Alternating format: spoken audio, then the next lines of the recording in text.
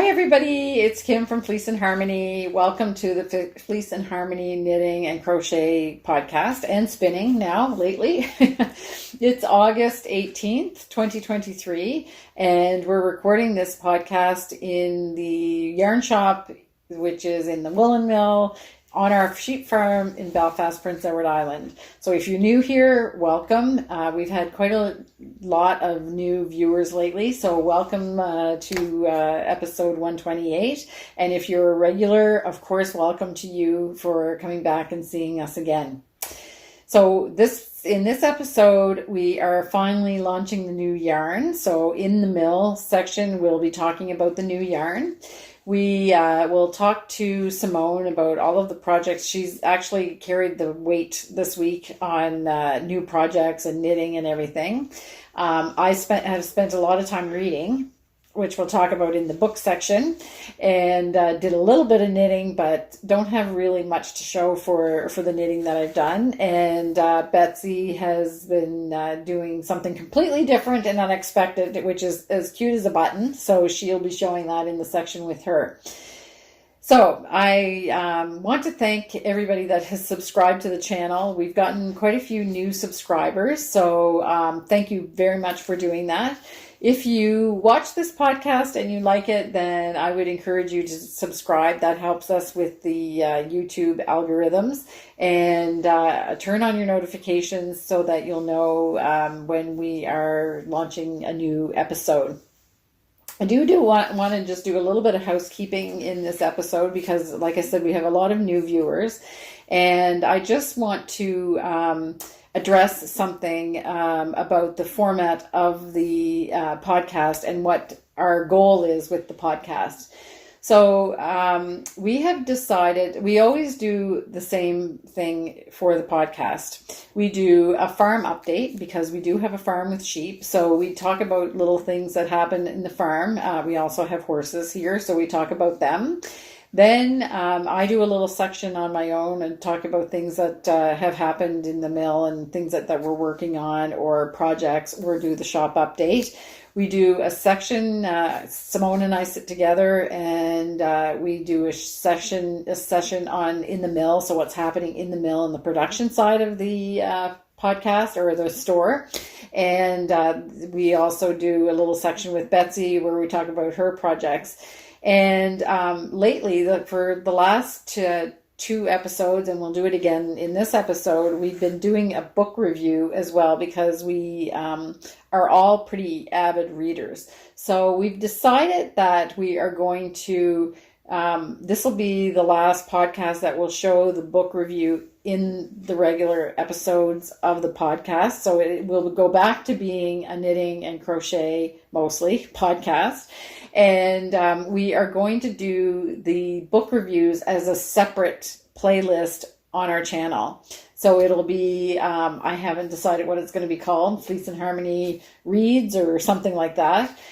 So that segment will be recorded at the same time as we do the full podcast, but we'll be releasing that book video on the alternate Friday to the full podcast.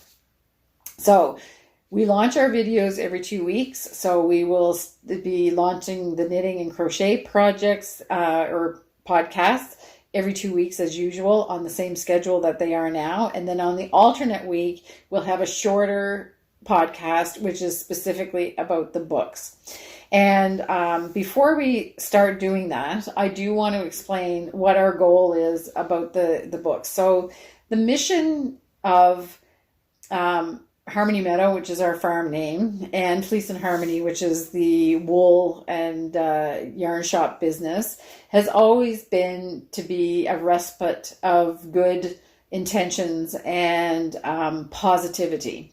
So for people that have been watching for, I think it's been, it's like 3 years or almost 4 years that we've been doing a podcast, we always tend to see the bright side of things. And that doesn't mean that we're blind to all of the tragedies and all of the things that have happened in the world in the last 4 years since we started.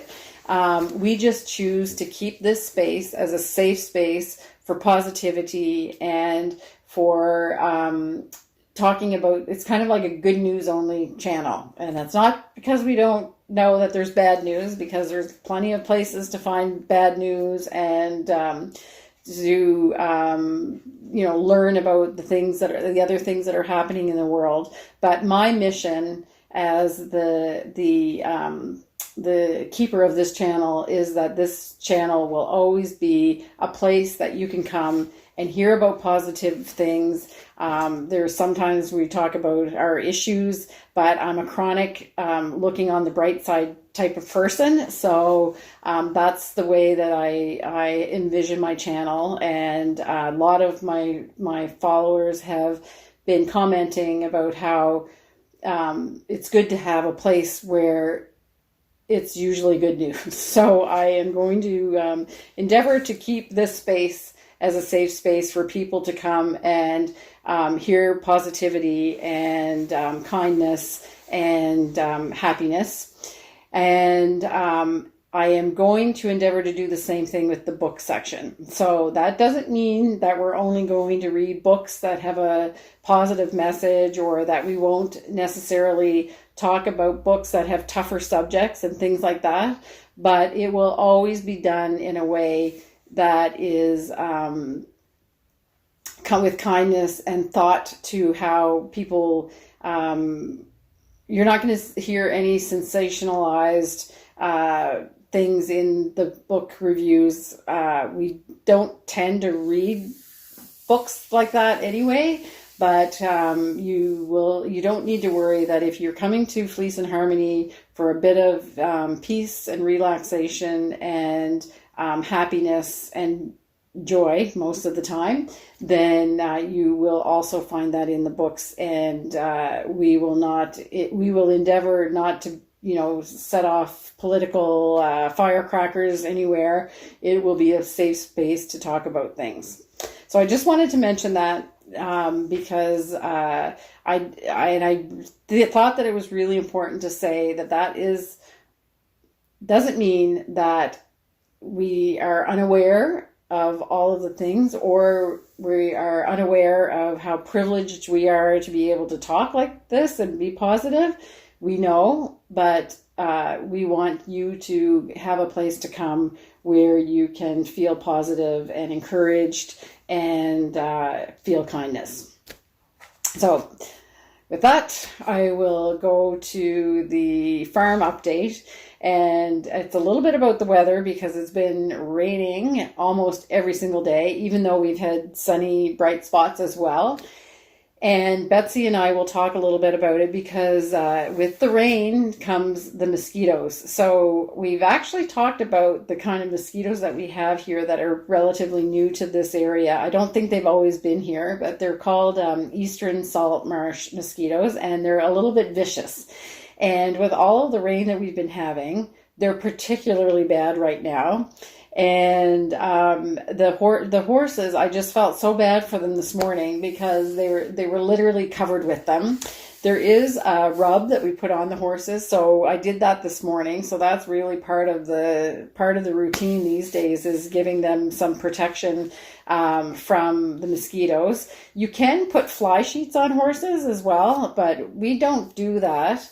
And they don't cover the whole horse. So it's their bellies that actually get attacked by the mosquitoes. So I make sure that I put that rub on their bellies, especially. And the fly sheets don't help that part anyway.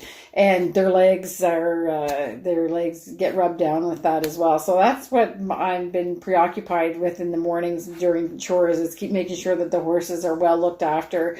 And obviously the mosquitoes don't hurt them, but it seems to me like it would be really, really irritating. And I definitely wouldn't like it to have mosquitoes on me all the time. So, and it works. The stuff that we use actually works pretty well. You can see that the mosquitoes are still flying around the horses, but they don't land. So we're trying to give the horses a little bit of peace and harmony as well with the rub, the fly wipe that we put on. Also, last week, Ken and I got to take a little trip away, so it was a real treat. We haven't been away from the farm together overnight for I'm not sure how long. It's been a long, long time. And Betsy and Simone were here watching the store. So we were fine. We just took 24 hours because we do still have animals and we didn't hire a farm sitter. So we made sure that we were like bright and early in the morning doing the chores. Everybody was secured in a smaller paddock, the sheep with double fencing, so that we didn't have to worry about them. And we went to Halifax and we visited my mom and my sister, Michelle. We also got a chance to go to dinner with Michelle and two of her daughters. So Danielle and Olivia are their names. And we just had a really, really great time. We had a chance to relax. We laughed a lot. We chatted a lot about a lot of things. And of course, visiting my mom is always a pleasure. So we had a really, really nice time. So that worked so well. Ken and I think that we need to do that a little bit more often. And it's such a gift for us that we have two people working in the mill and the shop that we really didn't have to worry about anything. We came back, everything was under control, and things were being the productivity actually was probably better than when we're here. So yes, but Betsy and Simone are both pretty focused when they're working, so I wasn't chatting to either one of them, so they're probably got more done when I wasn't here than when I'm here. But it was really, really, really great to have that little break. So in the next section, I just want to talk a little bit about the midwinter blanket. This is a make-along by Martin Story. So Rowan has Martin Story has designed a pattern for a blanket, and this was all part of Rowan's Festive in July program that they had. And Martin has designed a blanket called the Midwinter Blanket that was launched during that week of events in July. He talked about it. So now the make along is about to start. So August 17th. So it started yesterday for you guys, and I'm recording on the Tuesday before today is the 15th. So it hasn't started yet for us. But on the August 17th, the patterns were released. So if you signed up for this midwinter blanket make along and you haven't received your email with the pattern, then you should check your spam and so forth and make sure that you've got your pattern. We have been shipping out felted tweed like crazy because the blanket is being made out of felted tweed. We had to do an emergency order, which we received today. So we do have stock in all of the colors that you would use for the different, there's a couple different colorways that you can use for the blanket. So it's only August 18th. It starts on the 17th, so you can still sign up and join in. And it goes until the mid-October, and I forget exactly the end date. I want to say that it ends on the 17th of October as well, but I'll put a title down here. And with each pattern release for this blanket, there'll be a recorded session with Martin as well, where he talks about the square, the motif that's being done for the pattern release. I think there's 6 different pattern releases throughout the time that we're knitting the blanket. And I've decided that I am going to try to knit the squares in double knitting. So we'll see how that goes, and I'll update you on my progress while I'm doing that. So when you do double knitting, you have a chart that looks just like a regular chart. You have the motif is, there's not a special type of chart for double knitting. It's just the way that you knit it. So I'm going to try it with the first motif that comes out on Thursday, and we'll see how that goes. And if I like it doing like that, then I'll have a reversible blanket, which is what I'm after. I really, it's going to take double the amount of yarn, but I'm excited to do a reversible blanket. I think that I'm going to do just a 2-color version. and I haven't decided which the two colors are. I tend to like blues and purples and things like that, but I'm kind of feeling, I think I might want to do something in the browns and camel. So I think that that's what I'm going to do. It just looks so cozy. There's barn red and camel is one combination that I'm looking at in felted tweed, and it just reminds me of hot chocolate. But there's also phantom, which is a beautiful brown in felted tweed, and treacle. So it's going to be one of those three browns with one of the beiges or the yellows. I haven't decided yet. So we'll see how all of that goes. You'll be able to see it on the next podcast. So midwinter blanket make along happening right now, and so many of you are joining me on this, and that really makes me happy. But if you haven't joined yet and you want to, then I just go to the links with that I'll have in the show notes, and you can find it on the Rowan. Actually will have the links as well, as if you go there. And we will continue the discount on the yarn. So if you buy 9 balls of felted tweed or more, and you use the code Festive Martin at checkout, which I have it the way that it's written, I'll put it here too in the titles, then you'll get 10% off of your felted tweed, and we have it in stock, so we'll ship it out just as soon as you get your order, so you're not too far behind for the start date. As part of the Festive in July item as well that Rowan did, they did a little collection of designs, and I will do a slideshow for those designs because there's some really great cute things there, and I have Rowan provides us with the pictures to be able to promote them. So I will show this quick little slideshow of all of the kind of festive designs that they made for this collection, and they're knit in different types of yarn. So I will put the title of the pattern and the yarn that it's made from, and you can get all of these patterns from Ravelry individually. And you can start knitting now for those the festive season coming up. So we'll just take a look at this little slideshow.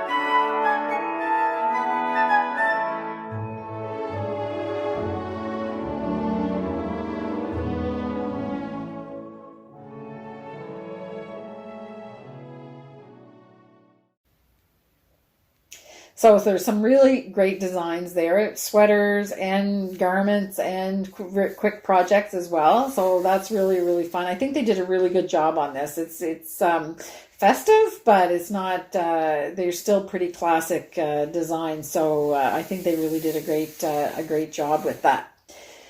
So now we will sit with Simone, and we're going to see just how prolific Simone was over the last couple of weeks. And she's got a lot of projects to talk about, and we will go there and take a look at what she's been working on in the last 2 weeks. Hi, Simone. Hi, Kim. Okay, so today we're laughing because if we're not laughing, we're crying, because now this is the second sound test that we've done. We've got the phone working, we've got the microphones hopefully working, but we just can't figure this out. Yeah. Oh, I know. Anyway, so hopefully this is all good. Hello, everybody. So you have... we're going to kind of go around and do different things and everything. I think I have the editing figured out before we actually start recording this time. Yes. So that what's going to happen in this next section of the podcast is that Simone and I are going to talk about our projects. We're going to do the in the mill section after this, and then I'm going to talk with Betsy about her projects after that. So that's the way this little part of it's going. And we didn't do a lot of knitting in the last 2 weeks, did we? I did a little bit. I did a little bit. Little bit? Yeah. We've been busy. Yes. Reading. Some of us have been reading, some of us haven't. What have you been doing? I've been knitting. Oh, okay. And spinning. Yeah, okay. And carding. Oh, okay. So we've just been kind of all over the place. Yeah. Kind of like how we were today. All over the place. It's been a crazy day here. Bananas. Yes, and nothing bad, just like a lot of stuff happening, and it's great. We have lots of customers, but we're trying to, this is Friday, but we've been trying to get the new yarn ready, and it's been, we were well organized and well planned, but it's still, there's always last minute stuff to do. Absolutely. Right. Yep. And it's a lot, because there's a lot of colors. There are a lot of colors. Right. So let's get to our projects. Yes. So Tune, which was going to be the quick little project that we were going to do and then be able to wear our t-shirts this summer. And the rate I'm going, I'll have it for next summer. Yeah, me too. And I don't know how you're feeling about it, but there's a lot of stitches in this little t-shirt. There is. Yes. And There I was is. talking to somebody else. I thought it was going to be so fast because it's sleeveless and but there's a lot of stitches. And then I went down in gauge. Yep. Yeah. So let's see yours. Okay. So this is Tune from Rowan, and it is knit in Summerlight 4-ply. And you've got quite a lot done. I decided I'm not going to do mine extra length. Okay. I'm not going to really do it croppy crop. Yeah. But you added extra length to yours, didn't you? Yeah. So I'm just going to get mine. And Simone has hers. And she's knitting hers in Pickles and Anchor Gray. And mine is in Navy Ink and Blossom. So let's see. Last time we showed these, you were just starting. Yeah, it's going to be really nice, isn't it? Yeah. I can tell the way that it's fitting around your arm. So this is the back. Yeah. And I like the drape. It's very drapey and nice. Yeah. Okay. So you added length. I did. And you kept the garter edge. Yes. Okay. I'm still kind of regretting the garter edge, but not enough to go redo it. Right. Yeah. Especially when it's a bottom up. I'm doing the picot edge, which you've all seen 3 times now. I promise this is not going to be another paisley. So the picot edge, because I still have not taken a picture of it, I'm going to show it up close. And the producer will tell me if you can see the little sawtooth edge. And mine is in, like I said, Blossom and Navy Ink. So I only have this much. And I have 1 more centimeter to do before I start the arms. And I'm glad to see yours because there is quite a bit of length in the armhole. Yeah. Yeah. Yeah. I was a little concerned just because I tend to find sometimes things can be tight through here. Okay. But I've been kind of holding it up and measuring against my tank tops that I enjoy right. at home. And it's pretty much bang on. It's generous. So, yeah. Or not generous, just enough. Yeah. Yes. Okay. Yeah, so I think it will fit well. Okay. So I'm finding that this is good thing it's a nice cotton to knit with because it's taken forever. Mm-hmm. And this is Rowan rarely has knots in their yarn, but in cotton you can't really. That's the only thing you can do. So that's my progress keeper. There's a little knot there, and it's knit perfectly into like it's you can't see it at all from the front. So I just left it the way that is. But that's now I look at that and count how many rows that I am past it. So I am making progress, but man, it seems to be going really, really slow. Yeah. And I really wanted to wear it. Me too. Yeah. It just means that we're going to have to wear it with like cardigans. Oh, yeah. It would have to be really nice to have like a little cotton cardigan, kind of the same like a sweater set. Oh no, that's a whole rabbit hole, isn't it? So this is it. So, and I had my, I decided to do, what are the increases that you knit into the grandmother and the mother? Is it lifted increases, I think? I think that's what it's called. Yeah, I think that's what I used when I was knitting my little cotton rabbits. Mm-hmm. And they're so imperceptible. I hardly ever mark my increases because it's usually pretty easy to see. I couldn't find them. So, you know what? I have the right number of stitches on, and there's 2 or 3 places where I'm not exactly sure where I did. So if it's the right, I don't think it's 100% even, but I don't think it really matters. But anyway, I've got the right number of stitches. That's right. Yeah. And my fabric is a little bit stiffer because I went down a needle size. So knowing what I know now, I wouldn't have gone down to a 2.75. Yes, I'm at 3.0. Yeah. Yeah. So it's teeny tiny. But I like it. It's going to be, it's really sharp, those small stripes. I like it a lot, and I am very much looking forward to wearing it. Next year. Yeah. Anyway, so that's the tune. So, you know, life happens, and we're just gonna go with it. We're rolling with the. That's right. Rolling with the punches. So that's that. And I did not work at all on Treit, but I'm going to talk about it with Betsy because she's kind of what she's going to talk about is going to kind of go into that. Yeah. But you have been busy on other things as well. I have. I have no excuses. I have nothing. I have nothing else. So you've been reading, but we're going to talk about that later. Yes, we're going to talk about that later. So let's see what you brought out. All right. You again. I did. So remember all those ends that I sewed in? Yeah. They're back again. Oh. Not the same ones. Oh, no. So there was a magic way to make them disappear. And it is. It's amazing. Yes. But I've actually made some significant progress. Yes, you did.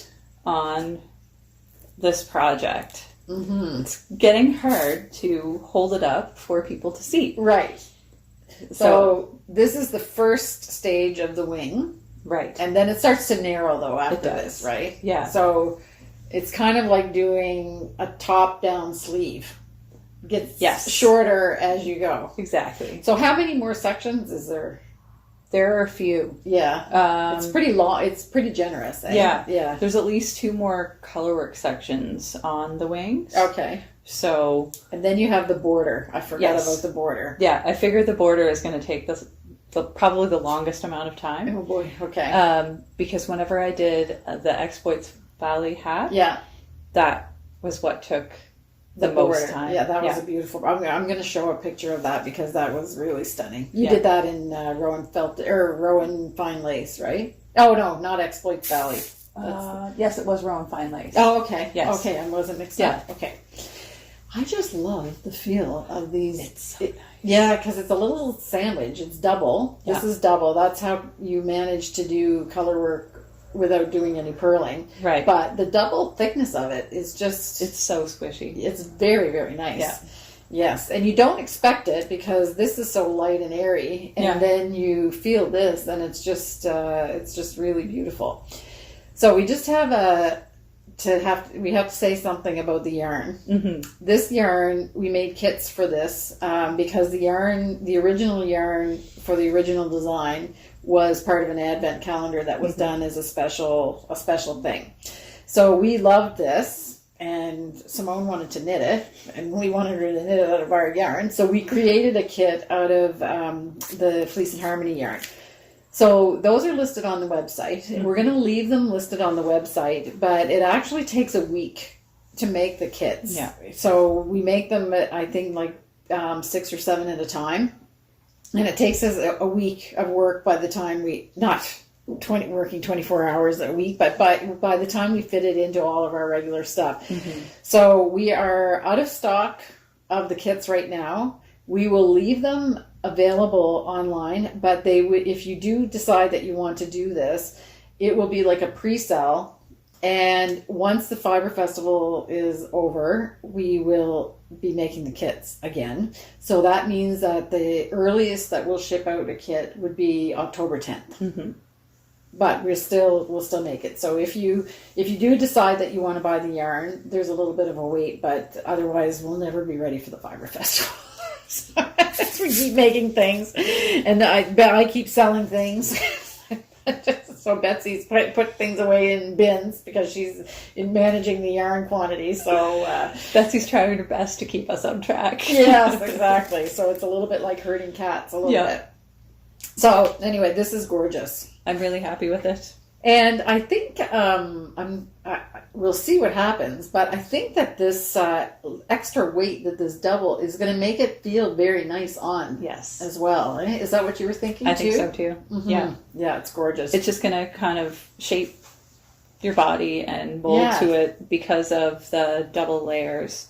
I think it's just really going to, wrap around well. Right. And you can feel that this is quite light, but this has a heft to it. Yeah. So it's going to just be great, I think. It also has the needles still in all of it. Yes, that's right. So that adds a little bit to the weight, and also it looks a little bit stiff in places, not up here because there's no needles in here. Right. But down here it still looks kind of stiff because there's You're holding stitches. Yeah, cords through it. Yeah. Okay, great. And we hadn't seen a section with the light lace right yet, right? Or no, this is sock yarn, isn't it? Yeah, it is. Yeah, sock yarn.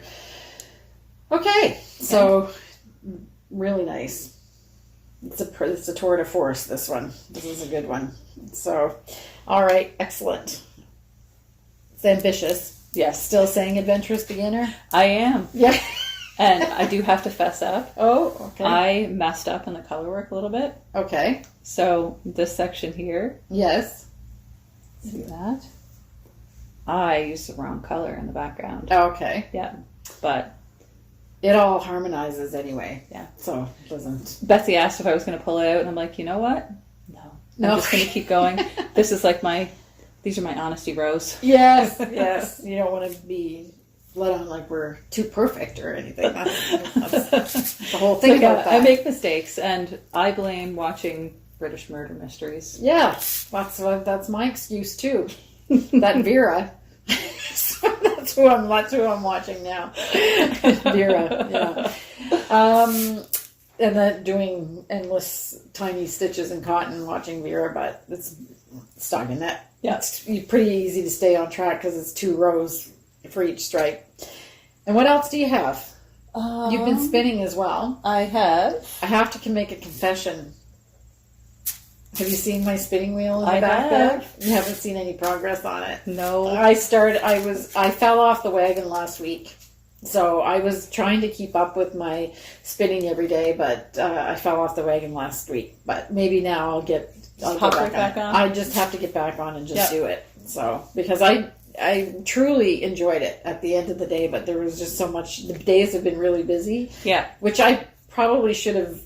That's when you need it. Yeah. But anyway, you have been spinning. I have. You've got a finished to see project? Yes. Okay. So this is the pretty red-ish yarn that I had started before Tour de Fleece. Right. And I was overly ambitious and thought I would be able to finish this too. 3 projects for Tour de Fleece. Yes. Yes. But I couldn't finish it. So that was fine. I just took my time and enjoyed it. It's a really lovely spinning bat I got from Melly Knits, and it is Navajo Churro, Devon's Warbles, Silk, Llama, and Estelane. Oh, wow. Yeah. Nice. Okay. So what's Estelane? Just a type of wool. Okay. Not a breed. I don't know anything about it. Oh, okay. Yeah. Interesting. So I have to look it up. It's a nice color. It is. Yeah, it's dark and rich. Yeah, it is kind of burgundy, but it probably reads brown when you look at it, but it is actually like a really, it's really silky. Yes. Wow. That's not at all what I expected it to feel like. No. And I'll take the little tag off. It's actually pretty nice. Yeah. Oh, that is not at all what I expected. It's very, very silky. Nice. Yeah. So I'm very happy with it. Yes. And you plied, it's a 3-ply or 2-ply? 2-ply. Yeah. And how did you ply? Just a regular old ply. Yeah. Lovely. Do you know what you're going to make out of it? No idea. No? But it's got to be something good. It smells sheepy still. It still smells a little bit sheepy, but it also smells like the jasmine. Yes. Yeah. It's a nice combo. Yeah. Is it still a little bit damp? No, maybe just cold. Look at that. No, look, sparkles. Sparkle. How did that get there? I don't know. Oh, anyway, it's really, really nice. Yeah, I'm very happy with it. I would imagine it will become some sort of colorwork project. Yes. Yeah. It's really lovely. It's very complex because of all that different fibers. Lovely. It's not at all what I thought it would feel like. No. When I saw it in the bat, it looked pretty rustic, I have to say. Yep. But it's... And did it feel soft like that when you were spinning it, or did it feel rustic? You knew it was going to be nice and smooth and soft. Yeah. I can usually tell now, because I've had a little bit of practice, whether something is going to be soft or if it's going to need some extra care. Oh, okay. Because sometimes you have to take a little extra care with, especially wools that are a little bit longer. Right. Yeah, but this... And what would that be? What would the extra care be? I find that I have to be more intentional about how I spin. So I focus on treadling less. Oh, okay. So I'm not putting as much twist into it. Yes, because the twist does harden the yarn. That's the only way I can describe it. Yeah. So, And especially if it's like a longer wool. So you can take a beautiful blue face luster and turn it into nasty rope if you put too much twist in. I hope you didn't do that. Oh, are you sure? Yeah, positive. Okay. We'll see. After it puts plied, we'll find out. Well, that's kind of when the magic happens, in my opinion, anyway. Yeah. Whenever you ply, you really get to see all the benefits of the fiber. You know what I mean? That's right. Yeah. Yeah. So I have to say, the blue face luster and silk roving that I'm using is just like butter. Yeah, it's really nice. Yeah. Okay. So, and then what else? Your table is full. It is. Yeah. And since we're talking about spinning, sorry for the noise and the crinkles. Yeah. I should have opened this before. I have something special that I'm working on. Mm-hmm. So, this is a bat that I carded at home from Fleece sheep here in the farm. Yes. Yeah. So we have quite a few black sheep in our flock, proportionally speaking. Black is not that common in sheep because mostly people want white wool, but we've got quite a few. And some of them have this, it's kind of a silvery black. So they look black. Yeah. But when you shear them, you find out that it's really kind of a silver color. And once it's carded, it actually even looks lighter than how it does on the sheet. So it's really, really light and fluffy. It's so soft. Crimpy. Yep. And I think the sheep that because I recognize I wasn't in the barn on shearing day. I was actually here in the shop, but I recognize the color of it. It was an offspring from James Bond's. That's why I love them. Yeah, so that's a border luster. Yes. Yeah. And it has a really nice feel, and it's super curly and crimpy, but not fuzzy. Yeah. Yeah. Is that how you're finding it? Yeah, and I've been spinning. And you're using your e-spinner on that? Yeah, that one. I am. Yeah. Okay. And it's spinning up so well. Yeah. I just love it. Yeah. My at-home processing, there's a bit of a learning curve with that for sure. So I'm getting better at it. but Okay. it still needs a little practice before I get a really smooth bat. This one is actually really good, but because you just bought a carder, right? Yeah, a hand carder. Okay. So I have a drum carder at home. I have hand cards. Yeah, and I have a little box picker. Oh, okay. So I can, open up and get rid of the vegetable matter, things like that.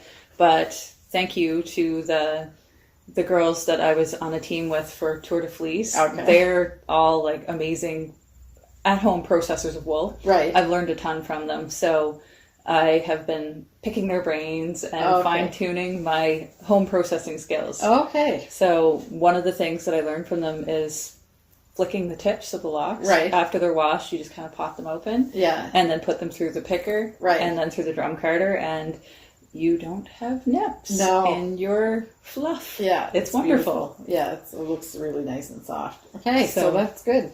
Yeah. And so is this all you have left? No. Or there's more? There's a lot more. Yeah, I think Ken because you guys sent me home with like a few bags. Well, maybe you can make a sweater. I might be able to. Yeah. I've got it all washed, and it's in my Fibre closet. Okay. Yeah.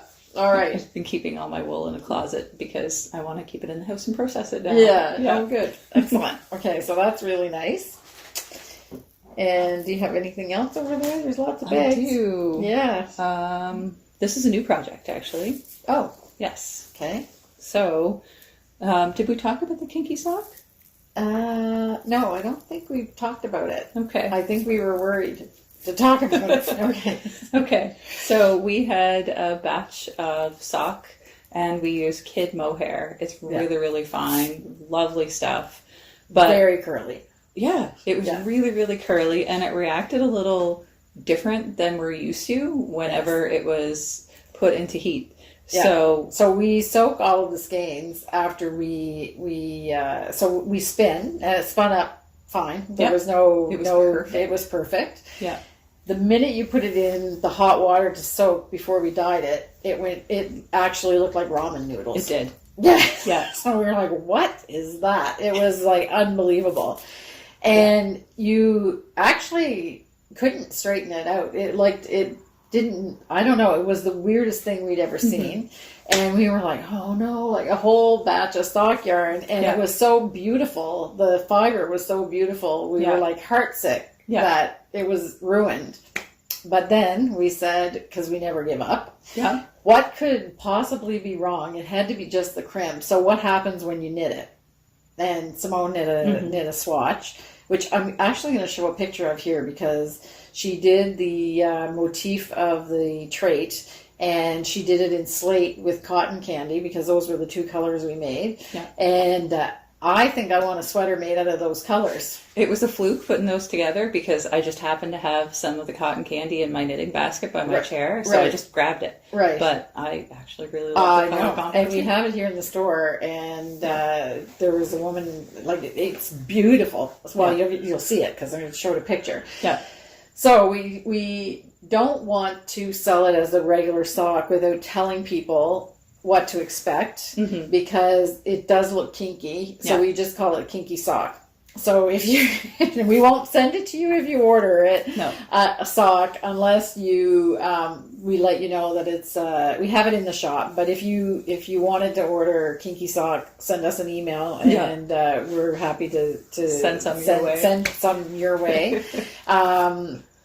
But it's, and when you blocked it, it was fine. Just worked fine as there's nothing. It doesn't twist. It's not distorted in any way. No. It just looks like normal sock. But when you look at the skein, you're like, what in the world is this? Yeah, exactly. So, and I made a point of knitting texture, lace, and color work, as well as a little bit of stockinette, just to see how each type reacts, because I don't really want to not fully test it and have somebody's project be ruined because of it. Yeah. And it was all fine. Yes. Yeah. It looks fantastic because this is a swatch, unadulterated, no touch-ups. Okay, so I decided to use some of the kinky sock for socks. Oh, oh wow. Okay. So I'll hold this up closer. There's that chestnut and slate. Yes. Beautiful. So this is Hollingbourne by Stone Knits from the 52 Weeks of Sock, the original book. Right, which we have in stock. We do. Yes. And this is such a fun project. It's just flying off my needles. Right. I didn't feel like working on my usual wrestling sweater Right. at wrestling one day. Okay. So I brought socks instead, and I knit this whole section. So it's basically the leg of the sock in one wrestling section. Okay. So Charlotte Stone is the designer behind Stone Knits? Yeah, but what's the Charming Colorwork Socks? Yes. Okay. Yeah. So she's just been featured on Fruity Knitting. So I saw her book, The Charming Colorwork Socks, and said, well, we need that in the store. Yeah. How come I never heard of it? And just as a coincidence, Simone's knitting a pair of her socks, and her motifs are just beautiful and fun. And I think she does different types of heels and toes and stuff like that. Yeah. So I have one or two of those books coming in, and I have the original 52 Weeks of Sock, and I've just ordered a couple of the 52 Weeks of Sock 2, Volume 2, but I want to see it first before I bring it in a lot. I mean, we sold so many copies of 52 Weeks of Sock. I mean, it was like a phenomenal bestseller when they came out, when Lina came out with that, but I just want to see the second one before I order it, and so there'll be a copy of that available to buy, but not many. And the same with the Charming Colorwork Sock.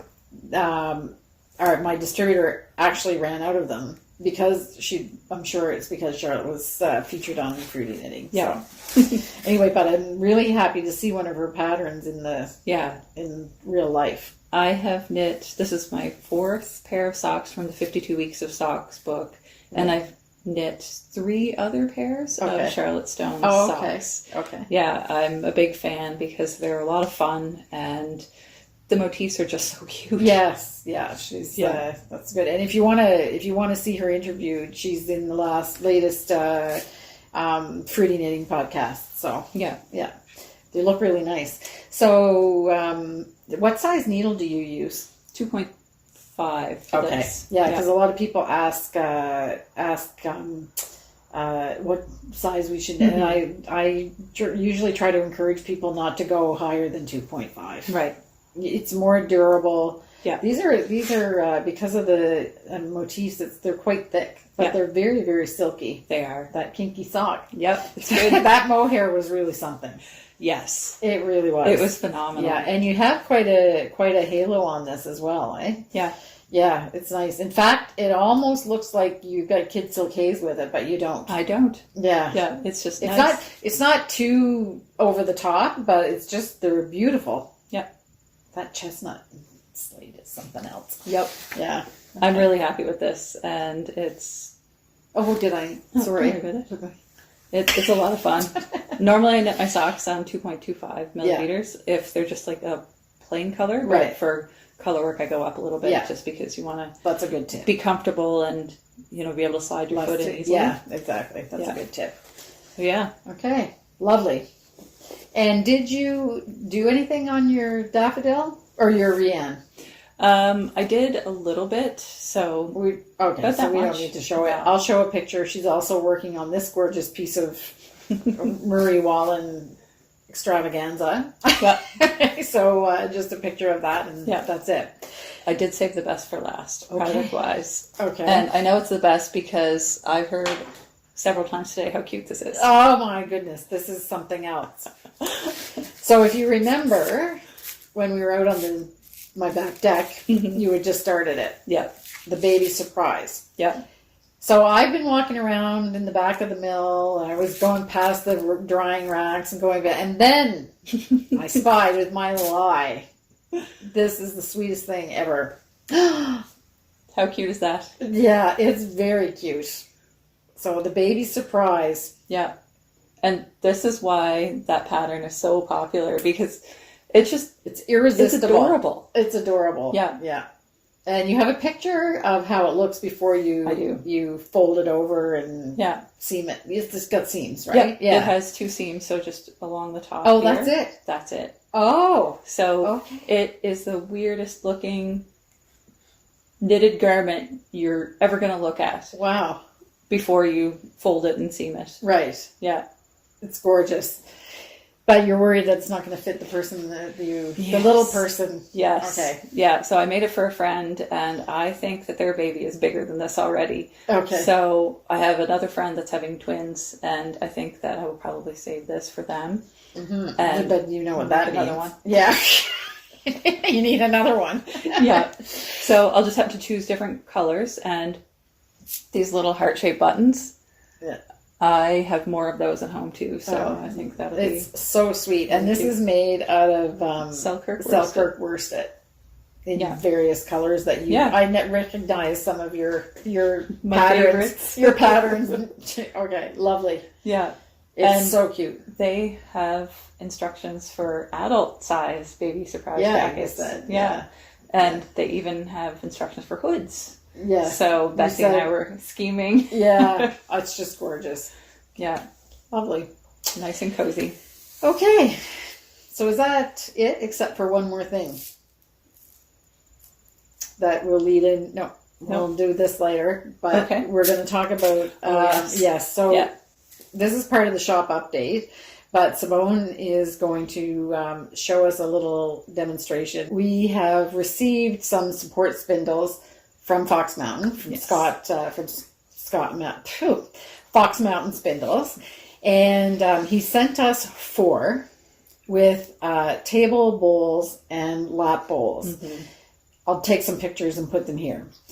These he doesn't normally wholesale those, so I asked him if he could have some, so he said okay. So I was absolutely amazed at how these spin. It's like they go on forever. They do. And what is that? The secret? They're well balanced. Yes. Okay. Yeah. Scott is meticulous about the balance of his spindles, because there was one time I ordered one and he said, well, this one, it just has a slight different feel to it. Why don't you wait and I'll make another one? So yeah. So he is meticulous. That's why we love his stuff. Yeah. And this is you took this for a little spin. I did. Yeah. So I asked Simone to start just to do a little bit of a demo, and you had mentioned that there's also like ridges at the bottom that helps you to catch it when you're putting it down to the bottom of it. So so this is the little table support. Yeah. And he's got the little silicone nubbins on the bottom. Like, he really thinks about everything. Yeah. So this little precious, beautiful, and I don't know what it is, the feel of his wood. It's perfectly smooth. Yeah, it's really nice. So we're going to try to, Ken will have to tell us if we can see it. Or I wonder, can I hold it? Or no, that wouldn't work. But I might send it flying. Okay, okay. Okay, you got it there?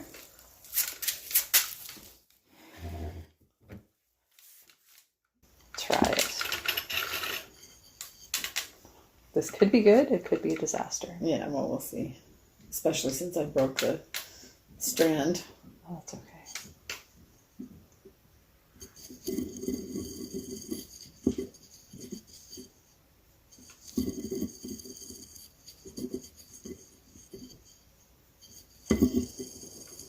It's gorgeous.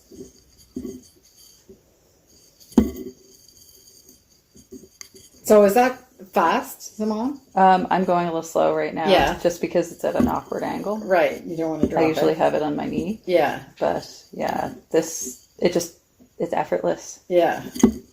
Okay, good. So that's good. Yeah. Yeah, okay. So those, I have 4 of those, and I have 2 lap bowls, and I have 2 table bowls. Mm-hmm. So the lap bowls look like this, which is a little bit unexpected, I have to say. This is what it is. And you just hold that what it Between your says, knees. between your knees, Yep. and you use it like this, right? Yep. Okay. So we have that. And what we're going to do just at the beginning, they're sold separately. The bowls and the spindles are sold separately, but there's different woods. And what Scott did was he made matching sets. Mm-hmm. So there's a lap bowl with a spindle that has this, I think this is walnut. Yeah. And then there's the cherry with the table bowl and a lap bowl. So you can mix and match if you want, but you can get the matching wood for your ensemble. Yes. Okay. Well, I think that's it. Okay? Yeah. Yeah. So now after this, we'll be going to the In the Mill section with Betsy, and so we'll see you in a few minutes. So she's done a lot. She's made the rest of us look like real slackers, but it's really, really great. I just love those little socks. It's fantastic. And I mean, she goes from one extreme to the other. So a huge project with the Ryu, and then the sock projects as well, and it all looks fantastic. So that's really really great. And we won't waste any more time, because we'll go to the In the Mill section now, and Betsy is going to join Simone and I and talk about the new yarn, which is called Diva's Desire. So we took your advice. Some of you had suggested that we name it after our lovely Diva, so we decided to do that. And I hope you enjoy this segment of In the Mill, where we talk about the new yarn. We will also talk about the Marie Wallin make-along that we will be hosting in this section as well. So let's check that out.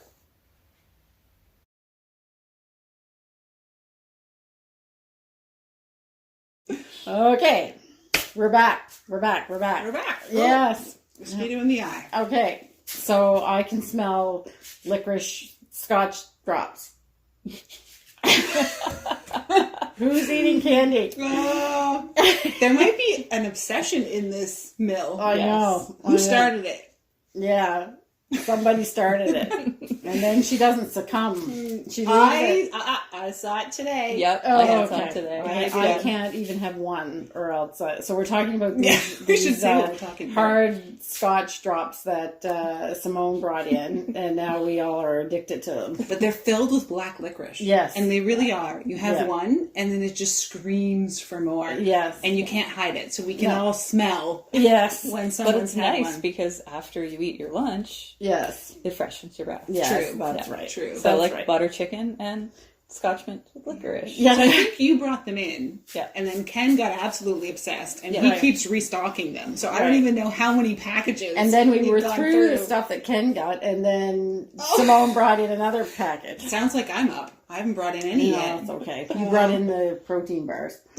So Boring. we have a shelf that's dedicated to. We have a snack station. When we have, yes, a snack station when we're desperate. Yeah. Because Yes. none of us want to be hangry. No, and I'm pretty sure like there's quite a variety back there. I saw Yeah. protein bar, chickpea, cracker Oh, or yeah, something. have you tried those? I did. Oh. Black pepper. Yeah. And then there was the Scotch mint licorice things, and then there was beef jerky there today. It was like a full-on smorgasbord. Yeah, but you definitely need the Scotch mint after you eat that the beef jerky. Yeah, Yeah. it's pretty powerful stuff. All right, so we're going to talk about In the Mill. Sounds good. So people have been dying to know about the In the Mill, the last thing. So we finally have the yarn finished. Yes, we do. So I'm just going to say, full disclosure, is that in my last newsletter last Friday, we're recording this on a Tuesday, which is the day before Wednesday. And I think they know how the days of the week yes, work. so the newsletter people know, because in the last newsletter last Friday, I told them that I would send out a special newsletter on Wednesday, which is tomorrow, but it's already past when you're watching this. Everybody has so on It's Wednesday. like some time warp show. Yeah, exactly. So the people that are subscribed to the newsletter have already seen the new yarn. Sorry, it's just I gave fair warning, but that's what we did. more So can you that do? was that's one of the perks of subscribing to the newsletter. So the yarn is done. How many colors do we have, Betsy? 18. Yes, so we ended up with a project that was started out as 8. Then we said I 12. never heard 8. And then we said 16, and now it's 18. But this is it. And that's even after like some deletions. Yes, we deleted. We did delete a couple. Yeah. But then had other ideas about other things. Yes. So, I think also if, because I talked about this in the newsletter, but I don't think we've talked about it on the podcast, is the name of the yarn is going to be Diva's Desire. So Simone came up with that because we got lots of comments saying we should name it after Diva. So that's what we did. So then we were doing Diva's Dream, and we did like other kind of things and whatever, and we settled on Diva's Desire. And the original idea was that we would name all of the colors for things that Diva would be eating in the pasture. Mm-hmm. But as it turns out, there's not that many edible, non-poisonous things in a pasture that to give you the colors, like they have to reflect the color somehow. So they're mostly plant names. Mm-hmm. We have a few times a day and stormy days and raindrops and things like that, but they're mostly plant names. And they're all plants that you can find around here. Mm-hmm. But some of them are toxic, and we drew the line at nightshade. Yeah. So, but don't worry about the sheep. They instinctually know what's palatable for them and what's not. For the most part. Yeah. And if they don't know that what's palatable or not, we make sure it's not in their pasture. Yes, it out. So we have to. I'm just sweating, getting a little bit glistening. I'm glistening a little bit. I think it's anyway. So. The sheep will not be eating, what was the one that you said? There was one musk mallow? Yeah. Yeah, that's not in their pasture, so don't worry. Okay. So we can see them in the hedgerows, but they don't have access to the hedgerows, so we're all good. So and from what I read too, they're not interested in it. Yes. Yeah, they have no It desire. It is true. They are pretty picky eaters, actually. Yeah. And you can see that. If you don't... If you let the pasture grow up a little bit, then they're very selective. Yeah. But we'll try to talk a little bit about a few things because some of the Simone's been doing a lot of research on the plants themselves, and that's why we decided we can't say that they're all in the pasture. And a lot of the indigenous plants here, or like the native plants, have medicinal properties and things that you walk on every day that you didn't know that you could actually eat and put in your salad, like pineapple weed. I love pineapple weed. Yes. The smell of it alone, it just makes me happy. I know. So I've actually eaten it at the Inn at Bay Fortune in their salad because it's one of the only things you can put in a salad when they open early in the season. And it's everywhere. Yeah, I mean, good for you. Yeah. I'm having a heck of enough time eating my regular vegetables. Yeah. Let alone picking through the pasture. Foraging. Yeah. So, and the sheep love it. They love it too. So Betsy, do you want to hold up the... Yes, I do. This Betsy beautiful bouquet of color. Yeah. Yes. There it is. So we will also be doing a slideshow, right, that shows them individually. Just right this minute. Oh, there we go. We're going to do it. So we'll do a slideshow with all the colors individually, and then I'll put the names underneath so you can decide which ones that you want to order. Were there any particularly interesting ones that you discovered, Simone, that you want to pull out and just talk a moment about that? I love them all. Or just like what you actually found out about the plant. Well, this is pineapple weed. This one. Okay. Yeah. So that's the one you've eaten in your salad. Yeah. We've all eaten it except for you. Yeah. This is wild raspberry. Yeah. Yes. And it is currently wild raspberry season. Yeah. I might be eating raspberries almost every day. Raspberry is a berry I could never get behind. Kim! I know. I love all the berries. I like blackberries. Not raspberries? No, I'm not a big fan. I don't know. I don't like the mosquito bites that come with gathering wild raspberries. Yeah, they come out in mosquito time. I don't love mosquitoes. I love the raspberries. And this one is especially for Diva. Yes. Yes. It's alfalfa for her little breakfast that she was having. Yeah. Meadow paintbrush. There's this. It's all things that you can. And plantain, which is actually a very useful plant. Yes. I was wondering about that one because I know plantains as in like the savory banana. Yeah. So like we have plantain here. Oh, yeah. They look totally different. Okay. Yeah. So we have No bananas. broadleaf, and then we have like the round leaf. So the round leaf, you've probably pulled it out when you were a kid from the grass. Okay. And the broadleaf is longer. It looks kind of like grass, but it's a little bit wider and it's ribbed. Is that the one you put between your thumbs, and if you blow on Yeah. it, it'll make the fun sound? Yeah. I do know what it is. Okay. But the it also has like a little stocky thing that Piece to it. comes out. Yeah. But it has a lot of medicinal properties, doesn't it? Yeah. Yeah. So it's really fun. good for, skin issues and like if you have eczema, things like that. Like Okay. Not eating it, right? No. No. Just making salves. clarify. But I like think that. you can eat it. Yes, you can. I know the Yeah. horses really like it. It doesn't taste that great To but you. to Maybe, horses it but- does. no, they'll eat it. To horses. They'll eat it. They don't go crazy after it, but they do kind of seek it out. I see them when they're going around. So anyway, but can you also make a tea out of it? I would imagine, yeah. I don't know don't quote me on that because I think it has, or is it astringent? I find it a little, Astringent. yeah. Yeah. That's Okay. great. So I think there's something with digestion or something like that. So Yeah, maybe- anything with like a bitter flavor is supposed to be good for your digestion. Is that right? Yeah. Okay. This one, of course, is my favorite. The Yeah. pink here. And we've discovered, just this morning out walking, I saw a little weed, and it's hare's foot clover. Yes. And it's basically that color. The blossom on it is that color. Yeah, doesn't look anything like clover No. that you would No. expect, but it is. So when Betsy came in this morning and said, because this was supposed to be something else, another name, and when Betsy came in with that, I was It's yes, so much better. yeah, because it's so cute. It's the Yeah. cutest weed ever. It is, yeah.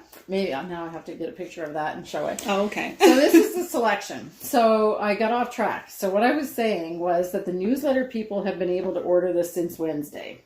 We have no idea. We've made quite a lot, but we have no idea how fast it's going to sell and what colors are going to sell best.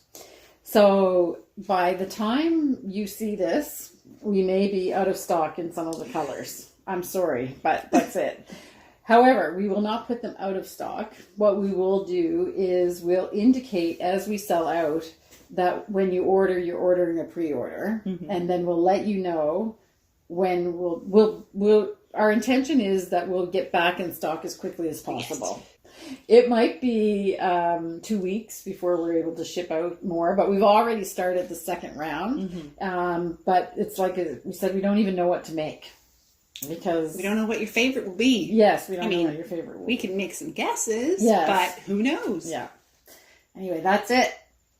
This labor of love. So it's taking longer than you would think.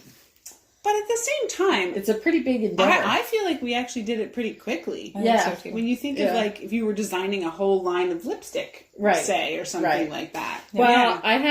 I think that it's because we've just, after we had all of the initial colors, every other time we do a color, it's just very predictable. It's easy to, now that we know like color, it's easy to figure out what's going to happen. But with this, we didn't know at all how it was going to react, how to get the tweedy look in the right tones. And sometimes even still at the spinner, when you're just looking at the single ply, we'd be like, oh, I don't know, that's really close to another one. But by the time you plied it up and it's 3 plies, Yeah. we went, oh, the depth of shade just deepened and it's just richer and now we love it. Yeah, So, yeah, exactly. So this is it.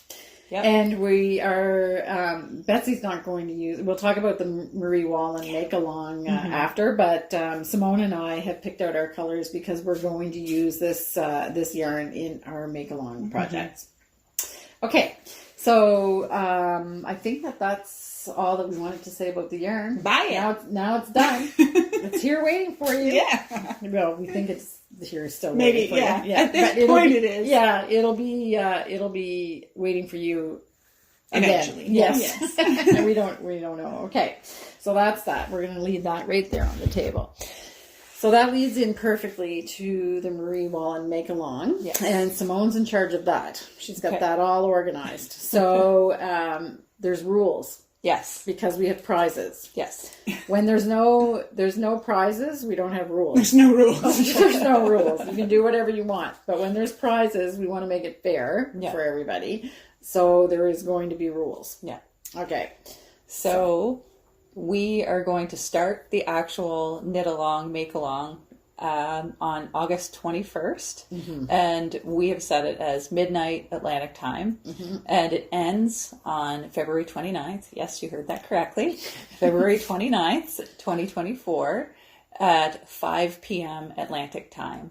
So we have a thread in Ravelry for discussion. The very first post has all of the guidelines and specifics of the make along, and then you're welcome to include your own photos, project ideas, what you're working on, discuss, support your fellow crafters. You know, that's a great spot to do it.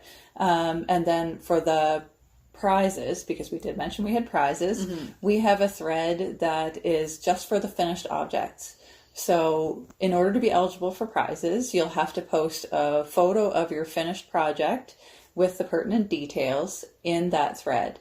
The thread is currently locked because the make along hasn't started yet. Yeah. So we will unlock that once it starts, and then whenever it closes, we'll also close that thread. So there'll be no at 5 o'clock sneak in late guys. Yeah, we want to be fair. Yeah. So we're going to do a random draw for the prizes. So we're not going to judge your knitting. We're just going to do a random draw. But the random draw there's no comments in that thread either. No. So you just do your post. No comments, one post per project. Right. And we're just going to do a random. We'll do a number generator and do that. So what we want to ask you is that we want people to start new projects. Yes. So I know that some of you have already made comments on the podcast that you could hardly wait because you've already got 2 projects started for Marie. I'm not going to go back and see who made that comment. Yeah. So we'll just trust you that you've started a new project. At least, I don't know. Well, we talked this afternoon about it, and we will allow some projects that have started early. Yeah. But in order to be eligible for prizes, we would hope that you would be less than 50% complete before the start of the make-along. Yeah. If you started, I wouldn't want to penalize somebody that has the ribbing done on their project. Yeah, exactly. So if you have a little bit done, that's okay. Yeah, just be in the spirit of it, and just really, we're trusting people to be honest about it. We're not here to please anybody. But, and we're here to encourage those of you who love doing Marie Wallin to pick up a new one of her projects, or those of you who've been wanting to, dreaming of, and those of you who've been frightened to. Yes. So we're just going to do it all with you. Kim and I have never done a Marie Wallin. No. We look at her books all the time. We love what she does. Yeah. And Simone, of course, has, I don't know how many you've rocked out already. Couple. There we go. So we won't be seeing your Rian as part of the project. No, because it's definitely more than halfway done. Yeah. Okay, so that's all about the rules. So let's get to the fun part. All right. So we have chosen our projects, and we actually showed them in the last podcast, but we'll do it again. So you are doing the Rowan Cowl. Right. No... Ironically, she just called it Rowan for the tree, not because she's not working for Rowan anymore, obviously. So the Rowan Cowl. Right. I'm going to do the walnut. She calls it a tam, but it's a beanie as far as I can see. I don't know. Anyway, so that's it. I'm going to do that, but it's not going to be a walnut color. Yep. And Betsy's crocheting. I'm going to crochet, so it's a lovely shawl, and I'm going to use the Rowan fine lace just because that's what the pattern called for. Right. And our new yarn is not quite fine enough to be lace. So what color are you using, Betsy? I'm going to do it in red. Yeah. After a long discussion with my sister about classic and matching with everything, and white would be, cover it all, I was like, you're so right. But I like red. Yeah. Right. So red it is. And it was you had a little bit of adventure trying to get the pattern. Yeah. So I went onto Ravelry, and it's listed there. When I was all excited when I first chose it, but then I went back to purchase it, and I realized, there's no option to purchase the pattern. So I had to do a little more research. So I discovered it had been published in a Rowan magazine. Is that what you call it? A Rowan magazine. It's a book. Not to be confused with the numbered magazine. No, okay. All right, yeah. So it's fine Rowan lace is what it was. So it's all stuff done with their They're fine lace. But I think it was published back in like 2012 or something like that. Yeah. So usually Kim has most things archived. So we actually dug through hers, but no, we didn't have it here. So my lovely husband went online. He's like, I'll do a deep dive and I'll find it for you. And I was like, okay. So a lovely shop. I think it's called Knitting Time out in Alberta. Right. Had it. So they sent it to me and I am super excited. Yes. Yeah. It's strange because usually Rowan has the patterns in the magazines are just in the magazine. You can't get them. They have them listed on Ravelry, but you can't purchase them any other way other than buying the magazine. Well, that was the other key. So I did go to Rowan first to see if I could buy it from them. Yeah. But when it went to the page for this particular book, I got like the error, this page no longer exists. Right. So, so these types of books that are specific for the yarns or the designer specific books, usually you can buy the patterns. Yeah. So I'm not sure why this one is because I did find another pattern in this book on Ravelry with a buy now option. Yeah. So we're going to do a little more research and find out if we can figure out what's up with that. Yeah, exactly. But in the meantime, Betsy's got her pattern to be able to do. I got it. So I can do it because I was having a moment of great disappointment and looking at other crochet projects and going, I don't want to do that. It's not. Once you've made up your mind. Yeah, exactly. So I'm excited. Okay. All right. Are you ladies going to share what colors you're doing? Yes. Yeah. Oh, God. That means I have to remember what colors. Where? Oh. I remember yours if you don't. Oh, okay. You do have them in a bag, though. Oh. Yes. Maybe the producer will get me my bag of yarn. It's right. Might be at the desk. On the desk. In a plastic bag. I actually had it out on the table, and then we had a customer come in, so I disappeared it. Yeah. I disappeared it. Yeah, quick hit it. That's what I did. So I have to say, we've been entirely predictable with our color choices. Yeah. Well, I don't care. Me either. Okay. So, all right. Oh, she did it again. Oh, the knobby end. See, Simone is obviously more trainable than I am. Yay! Yes. Guess who skeins the yarn up? She's very proud of those ends and not so much of the knobbly ends. Knobby ends. Okay. Yeah. Simone might have offered to help, and I was like, let me do that for you. Yeah. A little territorial. They do look wonderful. Oh, they thank do. you. Yeah. Okay, so autumnal. Yes. Sort of. Yep. But a little bit bright. Yep. Yeah. So we won't name them. I think we'll just show that. Yeah. So this was a little bit difficult for me because the Walnut Tam actually has 10 colors in it. Ooh.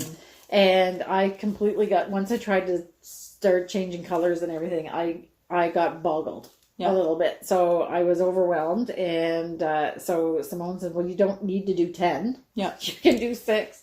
So what I'm going to do is, because I was trying to be so literal about, she's got a blue there, and can I match a blue? And so basically forget that, because I didn't want a brown tam in the first place. Right. So I will decide when I get to the motif change, I'm being prepared to knit, see if I like it, and then rip it out. Okay. If I don't like because it starts to become very confusing when you've got these two colors go together great next to each other, but oops, there's that one is next to this one down lower. So I'm winging it, in other words. So we'll see what happens. I'm sure you're going to be called to help. I'm sure it'll all be good in the end. And your Rowan Cowl has more colors in it too. It does. Yeah. Yeah. But I decided that I'm going to simplify it a little bit. Mm-hmm. And that way the motifs can really shine. Right. Nice. Yeah. So that's probably good advice for people that might be intimidated by having to have 14 colors in a motif. Yeah. So I think that maybe we'll kind of walk people through our process a little bit as we do it, because I'm intimidated by that, because I follow patterns. Yeah. So I will share with you. Simone has no problems. I'm bad and I don't follow patterns. Yeah. I do my own. Well, if you remember, you've been following along from The blanket we did. Yes. The wallflowers, yeah. I don't mind making up my Yeah, own. I'm the rule follower. So it's a little bit scary for me. Yep. So I'm comfortable obviously doing the knitting, but the changing of the colors is something that I've always been a little bit hesitant to do. So this is what I'm learning. I love your colors. Yeah, Yes. so they look great. It's just that I'm gonna have to make decisions as I go. So we'll see. It will not be TV knitting. No? No. Okay. Not when you're trying to make decisions about colors. Okay. Yeah. Thanks for the warning. Vera, you might be on on pause for... Okay. So that's it. It's very exciting. Yeah. I'm really excited about it. Definitely means, though, that Tune is not going to be worn this summer. Tune t-shirt. Okay. Yes. All right. So, is there anything else that we want to say? We're definitely calling it a make-along because Betsy's doing the crochet. Yeah. So And that's Marie good. Wallin has crochet patterns. Go check Yeah, it out. that's if you're why- a that's crocheter why- and you want to join in. Yeah. Yeah. There's she's got some great crochet Yeah. patterns. And if you're a crocheter and a knitter, she has some really good hybrids as well. Yes, exactly. Yeah. And I have most of her books. I don't have Cumbria, and I haven't reordered it because I have to bring it from Scotland. So I'm saying Cumbria, but it's from England. She doesn't live in Scotland. She lives in England. Anyway, so I haven't reordered it yet, but I think I have all of her other books in stock, so you can order them her patterns are readily available on Ravelry if you just want to pick one as well. Do we want to tell the people about the prizes? Yes, of course. Got so down into our, okay, so we think it's pretty exciting. Yeah. Okay.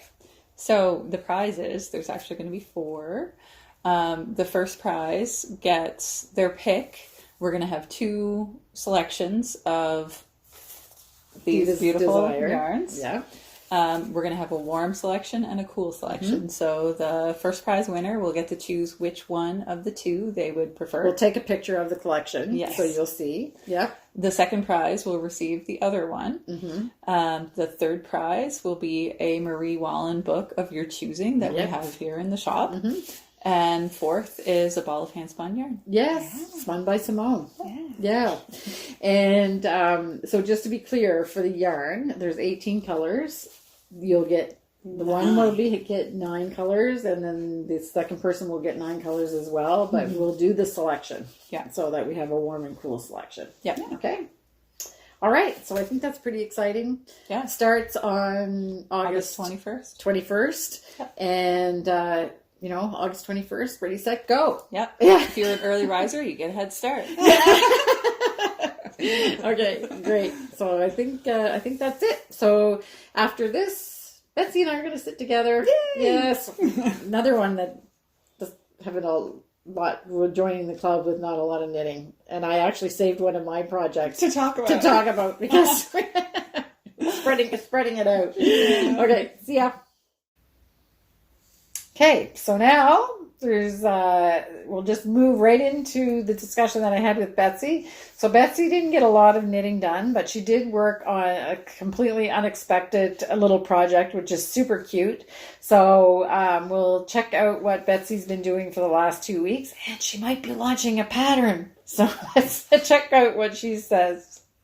Hi, Betsy. Hi, Kim. We're out of breath. We've been swatting flies and organizing microphones that are still, I just don't understand why. Sound is tricky. That's why Yes. there's things called sound engineers. That's right. Yeah. Yes. So bear with us. Yeah. We're doing our this is- best. Now we're using my phone, which seems to be reliable. So after all the money that we spent on microphones, I should just be using my phone. Oh, boy. Yeah. Anyway. Okay. So, Yeah. So how are you?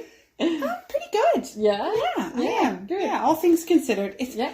raining, still raining. Yes. Raining and more rain. We've had rain every day.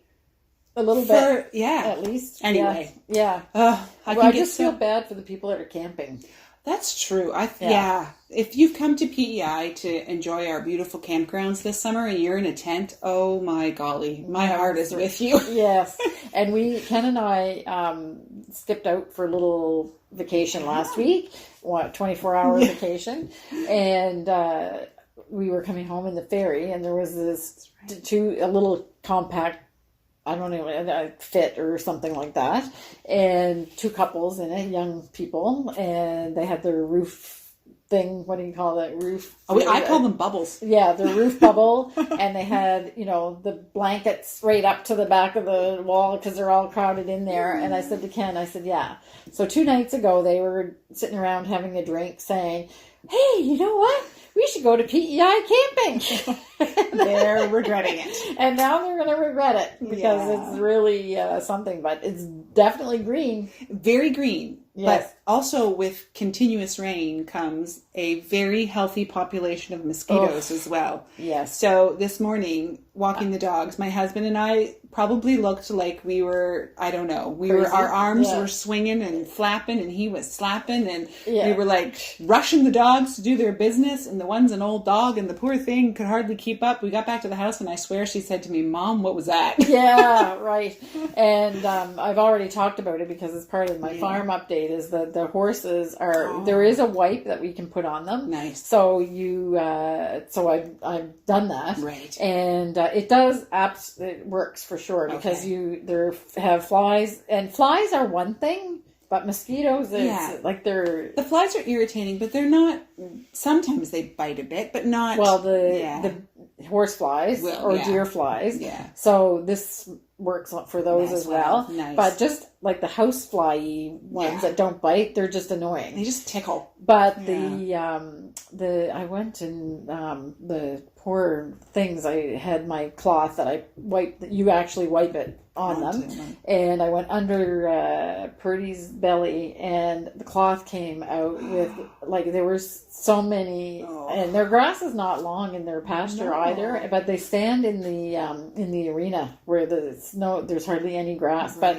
they're not even getting any respite there. Well, I swear the grass is even usually you have to have standing water or puddles for mosquitoes, but with everything wet all the time. Yeah. So anyway, enough about that. We don't really want to complain because we're not burning up. True. Yes. Yes. So we're no forest fires around here, which is of the 2, we'll take the mosquitoes and the rain for sure.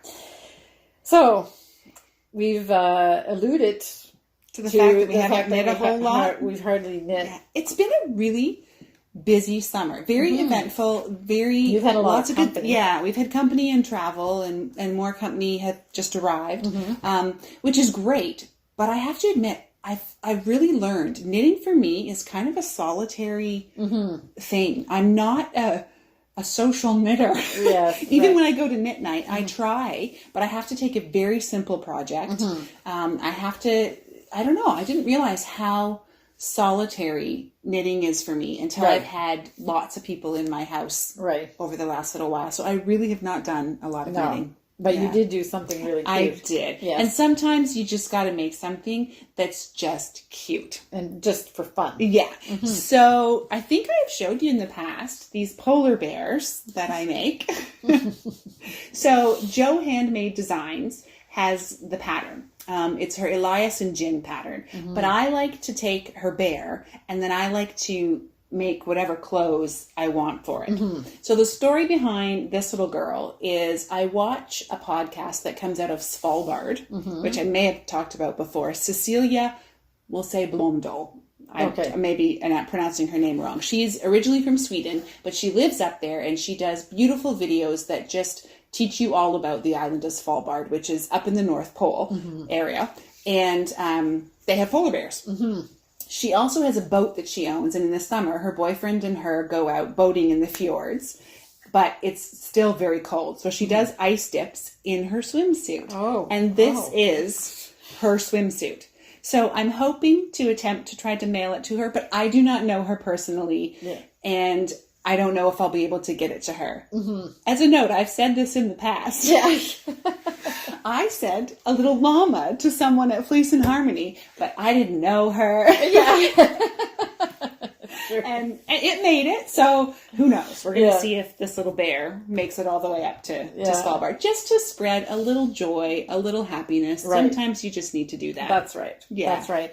And then I've talked about this already too, is that's what we're all about at Fleece and Harmony. We're all about the positive, positive thinking. And her swimsuit comes off. It's fully removable. Yeah. It's like it comes right off. You can do it. It's got a little tail in the back. Yeah. Yes. The little hole for the tail. Right. So the great fun of this for me is I designed on the needles this swimsuit like I had no pattern, nothing to follow. No. And so for me, it's a great creative outlet to do that. Mm-hmm. And I love doing it in these small things because you have to make progress quickly, right? Like your increases and decreases happen fast as opposed to, so my husband looked at it and he's like, if you could do that, you could knit yourself a swimsuit. Yeah. And I was like, well, I could, but like the amount of knitting you have to do before you're actually shaping is significant. So I enjoy the quick shaping of these little ones. Were you here when they were talking about the swimsuit yarn? No. Oh, who was talking about that? I can't looking at Ken. I don't know. Anyway, somebody was here yesterday and was telling me about there's somebody that's knitting bathing suits. So have they put some sort of elasticity? It's some kind of yarn. Wow. And they're knitting bathing suits. Because I said, cotton. And they said, no, it's like a bathing suit. They're knitting. Fascinating. Yes. So now I'm going to have to. Because, to make the shape, it's very doable. Yeah. But the problem is, it has to be something. The shape, I don't know. Are you alluding to my little bear's little bit of winter weight? Well, it's a little bit. She needs her winter weight.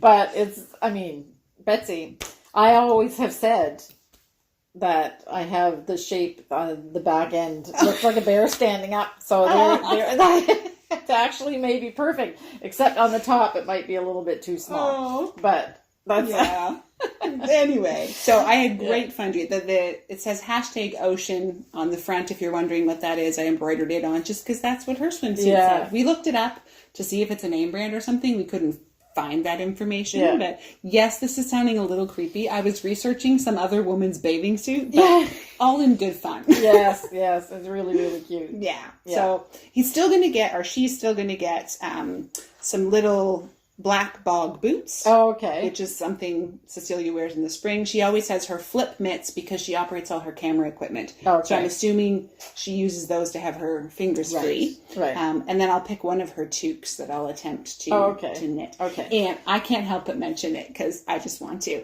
If any of you are fruity knitting watchers and you saw a couple of llamas in the last little while. Yeah.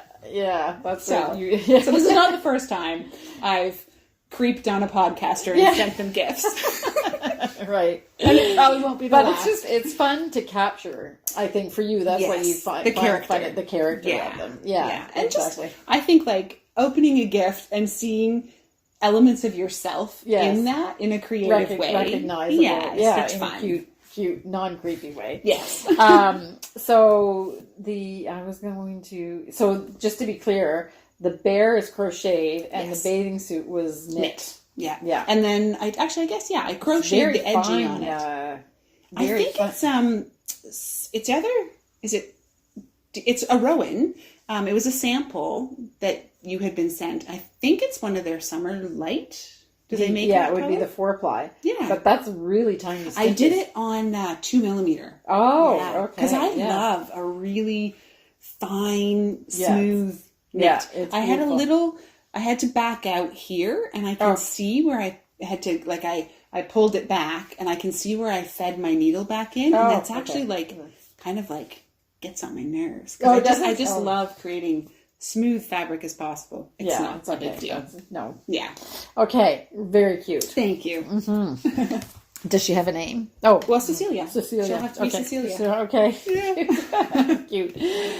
And that's it. Yeah. I was dreaming I really am in a crochet mood. Mm-hmm. So I've been waiting for my book, which we talked about with Simone, that has just arrived today. My husband dropped it off so we could have it for recording. Yes. So I will go home tonight and tomorrow I'm off. Hopefully I'll get into that. Okay. So, good.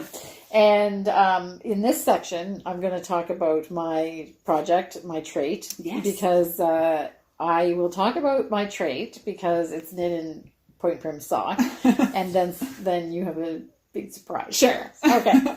So, Simone and I like gabbed a lot. So I'm glad that I saved it for this because we were like tiring ourselves out talking about. You guys left me in the back getting eaten alive. Yeah. The mosquitoes were coming in the garage door. So this is going to be short because I really didn't do anything much on it. So beautiful. Like I don't know how much the camera's going to pick up, but it has elements of light in it and shine to it and halo. There's just so much beauty going on here. Yes, I really, really love it. But you know what I didn't knit. I don't think I've knit a stitch on it. Maybe one row since the last. And it's just straight stocking stitching around. I Right? know, but the reason I did it on purpose because it's absolutely addictive knitting with this yarn, and I knew that if I kept going with this, I was going to have a winter sweater done before I had my summer t-shirt done. Right. Because I enjoy knitting the tune, but Simone and I talked about the fact it's a lot of stitches.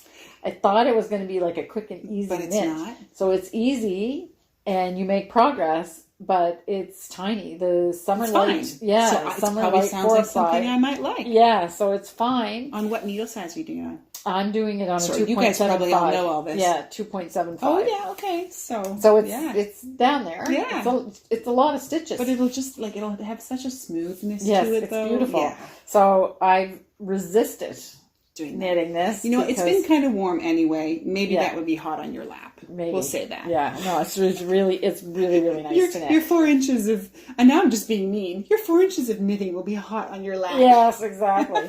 So this is point prim sock yarn. Yeah. As I've said in previous episodes, I have never knit a project with point prim sock yarn, which is absolutely unbelievable, even to me.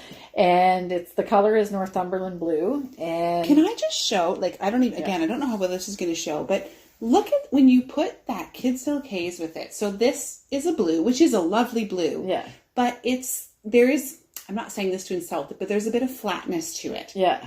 You add that Kid Silk and look what the two marry together to create. It blows my mind. Stunning. Yeah. I love it. I love it too. Yeah.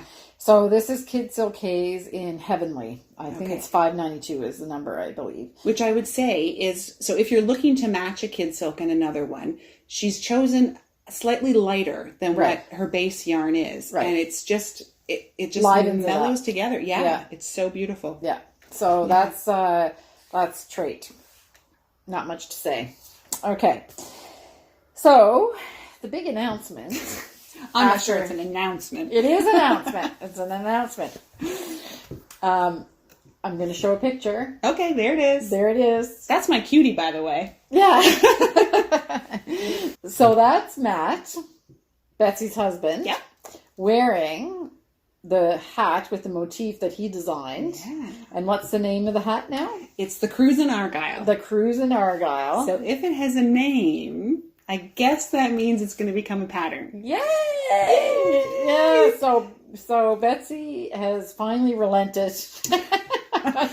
Or attempted. We'll call it attempted. So I have written up the pattern, but just hold your horses for a minute. I have a test knitter helping me out just to make sure that what I wrote is actually makes sense. Right. And also trying it both. So we'll have a version in our sock yarn and hopefully in Rowan felted tweed as well. Oh, okay. So then you can choose. Yeah. Because if it's in the Rowan felted tweed, the color world just opens up. Yes, exactly. Yeah. So that's the idea. So just hang tight. I'm not as speedy as Simone at any of this knitting stuff. So we'll let you know for sure once it's actually up, which also means I'm going to have to create a Ravelry page or something to sell it on. Yes, that's right. That's exactly what Lots of learning to do. Yes. So I'm just thrilled because I think the patterns that you've been bringing out with your hats or whatever have just been wonderful. And I have to tell you, it was just breaking my heart that you weren't writing the patterns. And I understand it's daunting. Yeah. And you're a newbie. Not to it. I mean, you've done it because you've done it for your own personal use, but it is a different level. I don't write them down though. I create a different one every time. Right. So yeah. So it writing is a little down bit. is It's the a skill. different. Yeah. And as we have said many times on this podcast, designing and knitting, editing and whatever are two different things. Yes, very much. That's right. Yeah. So, but you designed some wonderful thank patterns. you. So I'm really excited that you're going to have a... Yeah, so my hope is just that I can translate it into information that others can use. I think that's part of my, has been the nervous part, is I get what's going on in my head and I understand. I think I'm a fairly intuitive knitter. Yeah. So that's how I design. I sort of just know what to do. Right. But how to explain what I've done to someone else and make it repeatable. So we'll find out. Yeah, I'm pretty sure it's going to work out great. Thank you. And it'll be our pleasure to unveil the final pattern for you. So Thanks. That's good. Yeah, it's really, really, really good. So, we won't put the cart before the horse, but then once, I think I have a funny feeling that once the first one is under your belt, your mind, I know your creative mind doesn't stop. No. So, and then Matt has his own ideas too about Yes, he stuff that does. he likes. Yeah. So that's great. Yeah. Yeah, good. And I think that's it. That's all for us. That's all for us. And we will go to the book section now. Yes. All right. We'll see you there. All right. Bye. So I can't tell you how excited I am that Betsy is going to publish a pattern. She is just such a creative, wonderful. It just comes naturally to her to create those beautiful designs that we've all been watching in the last little while. And I'm just thrilled for her that she's going to publish a pattern. And I really, really like that Argyle hat. So we'll stay tuned for Cruisin Argyle to hit Ravelry. And don't worry, we'll let you know the minute it's released. We'll talk about it in the newsletter, I'm sure. So we will... we'll wait for her, and I hope you'll join me in supporting her as a new designer. So now we will go to the book review. So Betsy is trying out something different in her reading.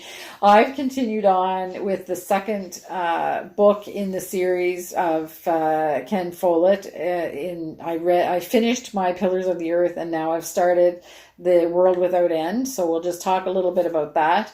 And Simone is continuing with her Post Captain. I think that's the name of the book that she's reading. So we'll go to the book review. As I said in the introduction, this will be the last time that the book review will be in this the Knitting and Crochet podcast. After this episode, next week on Friday, I will launch. I will have edited the book review section that we started with Simone out on my back deck that hot day that we recorded that. We'll do the last episode's book review, and we'll do this one, and those three will be launched all at once next Friday. And then after that, every second Friday, alternating with the podcast that we do for Knitting and Crochet, we will have a book review as a separate playlist. So let's hop on over to the book review. So here we are in the new book section. So this will be the last time that this you'll see this as part of the regular podcast, the Knitting and Crochet and Spinning and whatever else we're doing podcast. And after this episode, we'll move the first episode that Simone and I did when we were out on my back deck.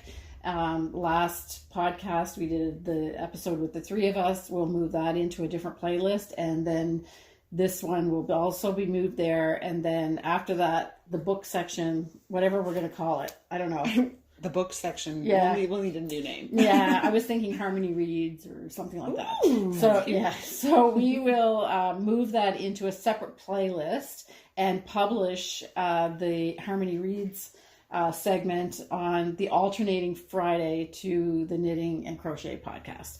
So we hope that people that are interested in books will come and join us over there in the future.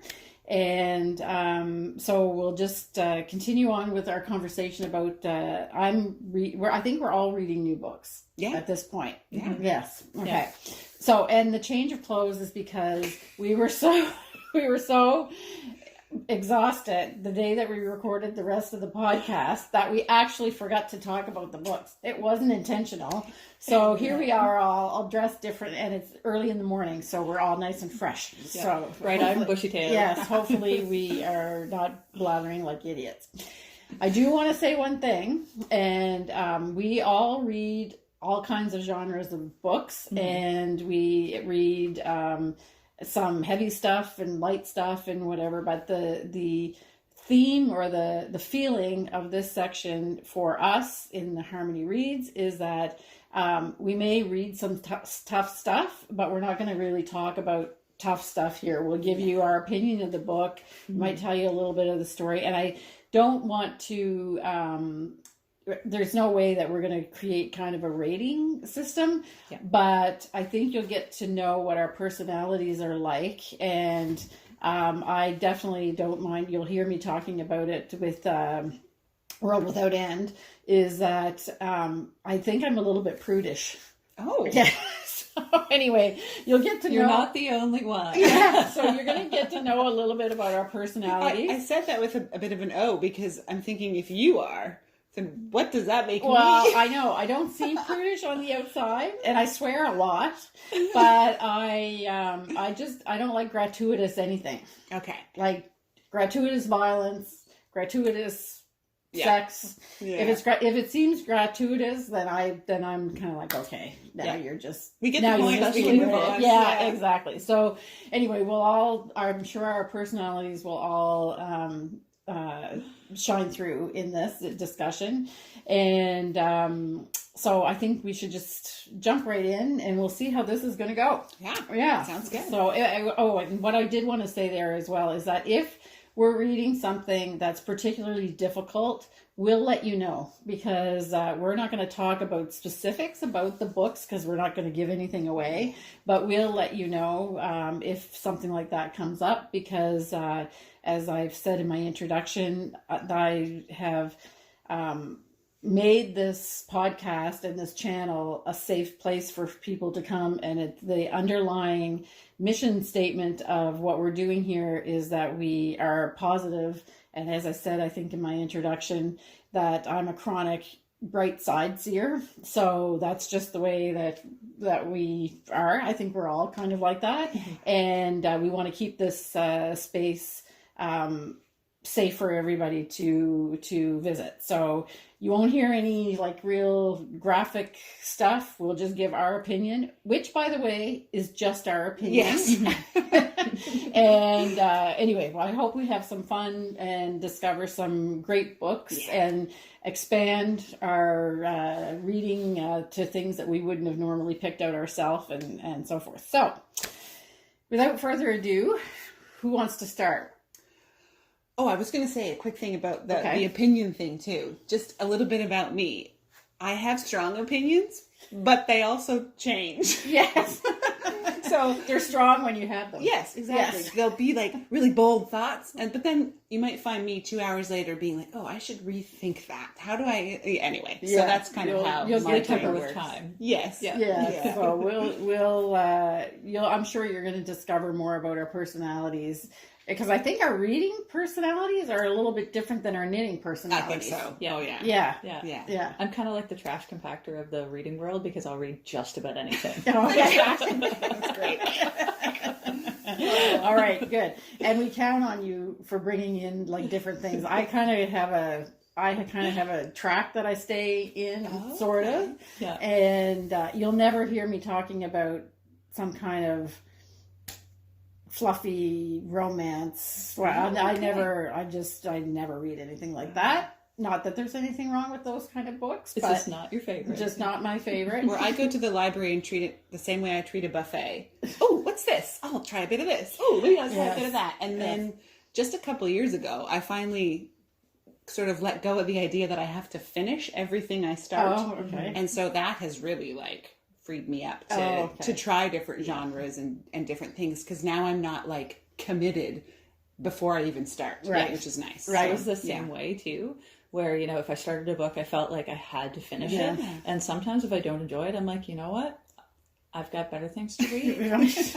I don't know if I can barely turn off the TV, even if it's something that I don't like. I'm a finisher. I'm a finisher. It may take me a while, that translates from my knitting life.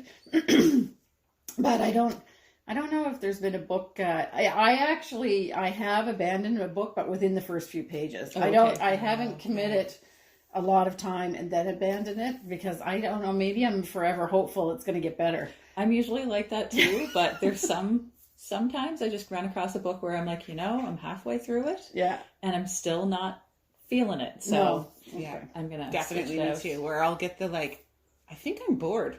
Yeah. Yeah. Right. When your mind starts wandering. Yeah, I don't think I'm focusing on this at all. Yeah. So, and I want a book to I want it to be that I can't put it down. Grab you. So if it's a storytelling one, I want it to keep drawing me in. If it's something more topical or, I don't know, educational, we'll call it, then I can read it slower, because I actually sometimes want to stop and sort of mentally chew on what I just read. Yeah. And sort of hash it out and figure out, okay, do I agree with this or don't I? If I do, why do I do? How does the logic follow through? I'll get really intellectual about it. Yeah. Not beach reading necessarily. No, I don't. What is official beach reading? I don't know. I never read because I don't really go to the beach very much. No, I never read a book on the beach in my life, but I think if it's a thing, you do it. You read everywhere. Yeah, I think for beach reading, for me, it just needs to be a really big book so it blocks the sun. Oh, okay. All right. Which is the purpose of going to the beach usually. I'm not necessarily. Not a cook on the beach. No. All right. So maybe I'll just start, because mine is just a continuation of what I talked about, and you guys have new things. Yeah. So I finished Pillars of the Earth, which I went through that really, really quickly. I really, really enjoyed it, and it's the historical fiction that I really liked. And now I'm actually halfway through World Without End. So I keep saying how many pages it is, because I can't believe that I actually finished it. It was 973 pages of Pillars of the Earth. And then it is 1,037, I think, of World Without End. And I'm halfway through. I don't even look. Yeah, well, I look because I can't. I'm like, oh my God, am I really going to do this? Anyway, so I was expecting that the World Without End would be kind of a continuation of, since it's a series, of the Pillars of the Earth, which it is, but they skip 200 or 300 Yeah, it's all new characters, right? Well, it's all new characters, but they reference back. They're the descendants of the characters of Pillars of the Earth. Okay, but in a whole new generation. Yes. So what I loved about Pillars of the Earth, and I would have to tell you this because I'm going to tell you what I don't like about it. So, not that I'm not enjoying it, but they're just different. And I expected, if it was a series, that it would be kind of the same. But so Pillars of the Earth, I don't actually hats off to Ken Follett, that could take architecture, a lot of detail about architecture of medieval cathedrals, and make it as interesting as the people, the characters, their lives around it, because that's what he accomplished in Pillars of the Earth. I just thought it was fantastic. And even the building part of the cathedral and the things that happened to the cathedrals were just as interesting as what was happening with the characters behind them. So I really, really, really enjoyed it, and it brought me in the whole time. I was trying to picture what the cathedrals looked like and the people and everything. World Without End is still a good book, but I don't know. It's not, I'm really trying, there's not the same kind of strong single theme going through it as there was with Pillars of the Earth. It's set in, I forget, it's 1348 or 1352, somewhere around there in the 1300s. And there's a lot going on. So it's not as clear exactly what the main theme is. So there's still a builder, but then there's also... It's just coming back to me as you're talking here. So there's still a builder, and there's still the priory, and the monks, and there's nuns in this one and everything, but it's kind of spread out what the theme is. And there's a lot of war and a lot of blood and a lot of sex. So like I just said in my beginning, and I don't consider myself a prude, but at some point some of the descriptions I'm just kind of like, yeah, okay, we Flip the page. yeah, we know. Like, I mean, I'm reading it because, of course, I have to read every word because that's the way I am. But I just think he kind of, and you've read it. You both have read it. Yeah. So do you? I'm halfway through. So my question is always: is this advancing the plot? Yeah. Or are we now just? Just describing things for the sake of adding more words to the page or whatever. So. And some of the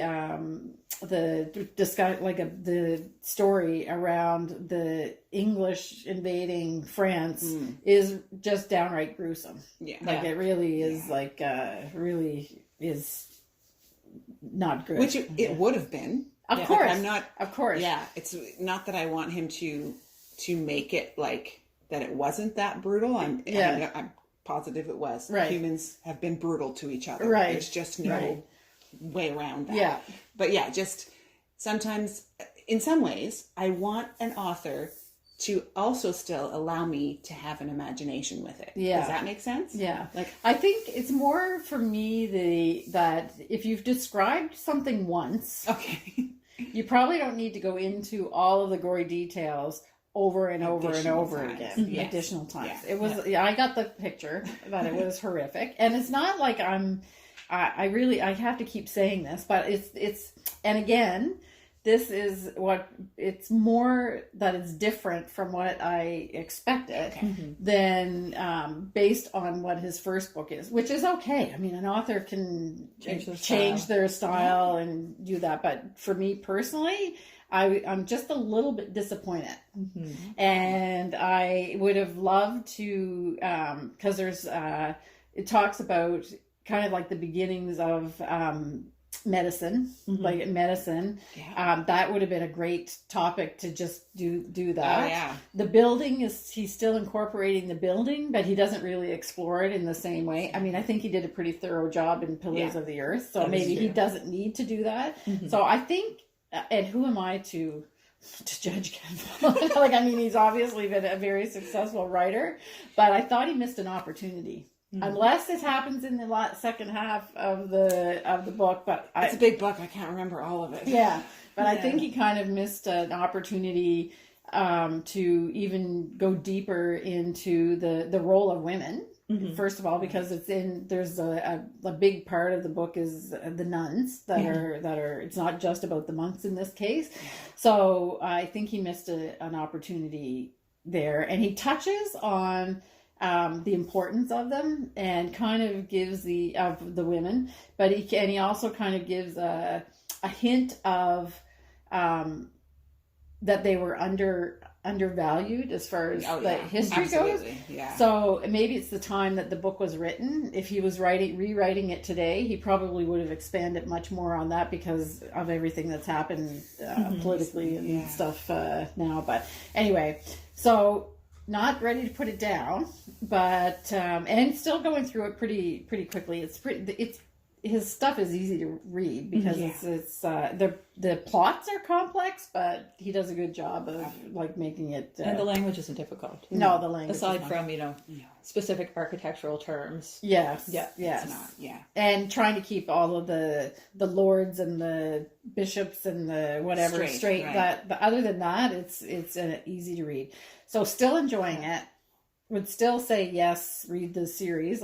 So now I'm like halfway through the series because I'm a book and a half in.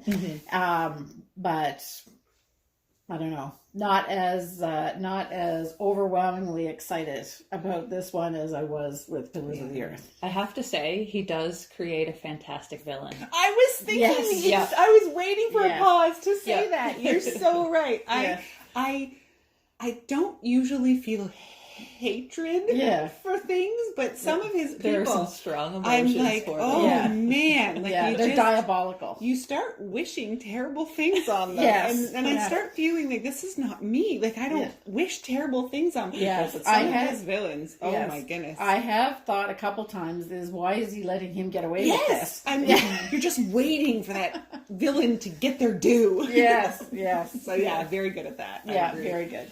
So lots of really great things, and again, this is just my opinion, and but I'm just a little bit like, okay, I'm plowing through it just a little bit. Okay. Now, Yeah. so we'll see what happens in the second half because now they're in France in a war, and which is based on a real war. I'm assuming. I didn't look it up, but Research that one, so I'm yeah. not giving anything away, and we'll see what happens there. But Nice. yeah, the writing is still great and everything. So, and I'm getting a workout because it's so heavy.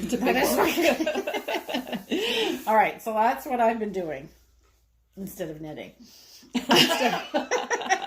Oh wait, are we supposed to confess what we've been doing instead of knitting? No. Okay, It's just that it because was Farmville might have snuck its way back into my life. Farmville. But Is that we a won't get video it. game? It's totally a complete waste of time Okay, video great. app. Great. Raising fake cattle and Okay, sheep. And anyway, excellent. we If you won't really get want into real that. life experience, you can come over and look at my sheep. Can they produce wool in 9 minutes? No. No. Oh, jeez. Okay. Anyway, So who's yes. next? Okay. Go ahead, Simone. I actually went to the library yesterday because the kids wanted, like, we go to the library frequently, and I have to say, our librarian is fantastic. She's really, really good. She always brings out some fun stuff on the shelves, and she's always ordering things in for us because she knows what we like.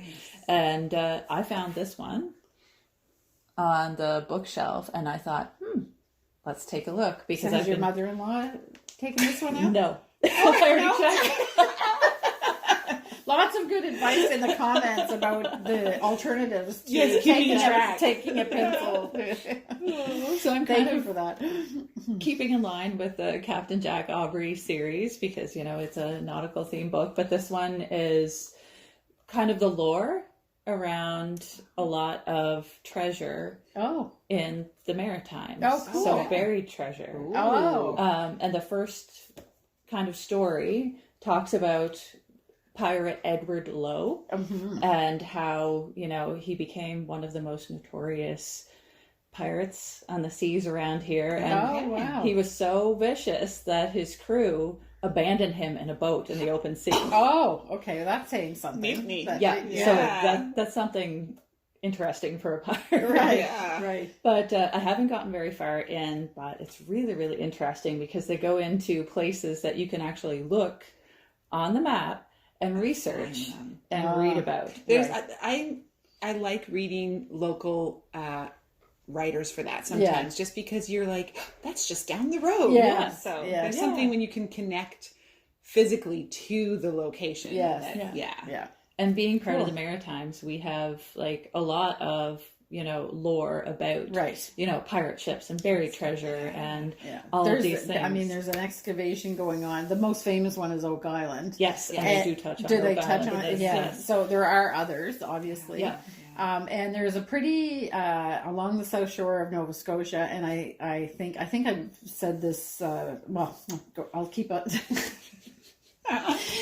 Along the south shore of Nova Scotia, there's rum running was a big, like a whole big thing, and I know about that because I think it's my great grandmother that might have made some money from illicit means, I think, one time or so. The family legend goes. Anyway, I didn't know if there was that kind of history here in Prince Edward Island. Is. And if you go to the Wood Islands Lighthouse and do the tour, they talk about it. Yes. Yeah. And we actually looked at a house here in St. Peter's, and there was the land, the road split the property. So if you looked beyond the road, it was kind of like a swampy area, and then there was a tree line. And the woman that owned the house said that the water was right beyond past that tree line.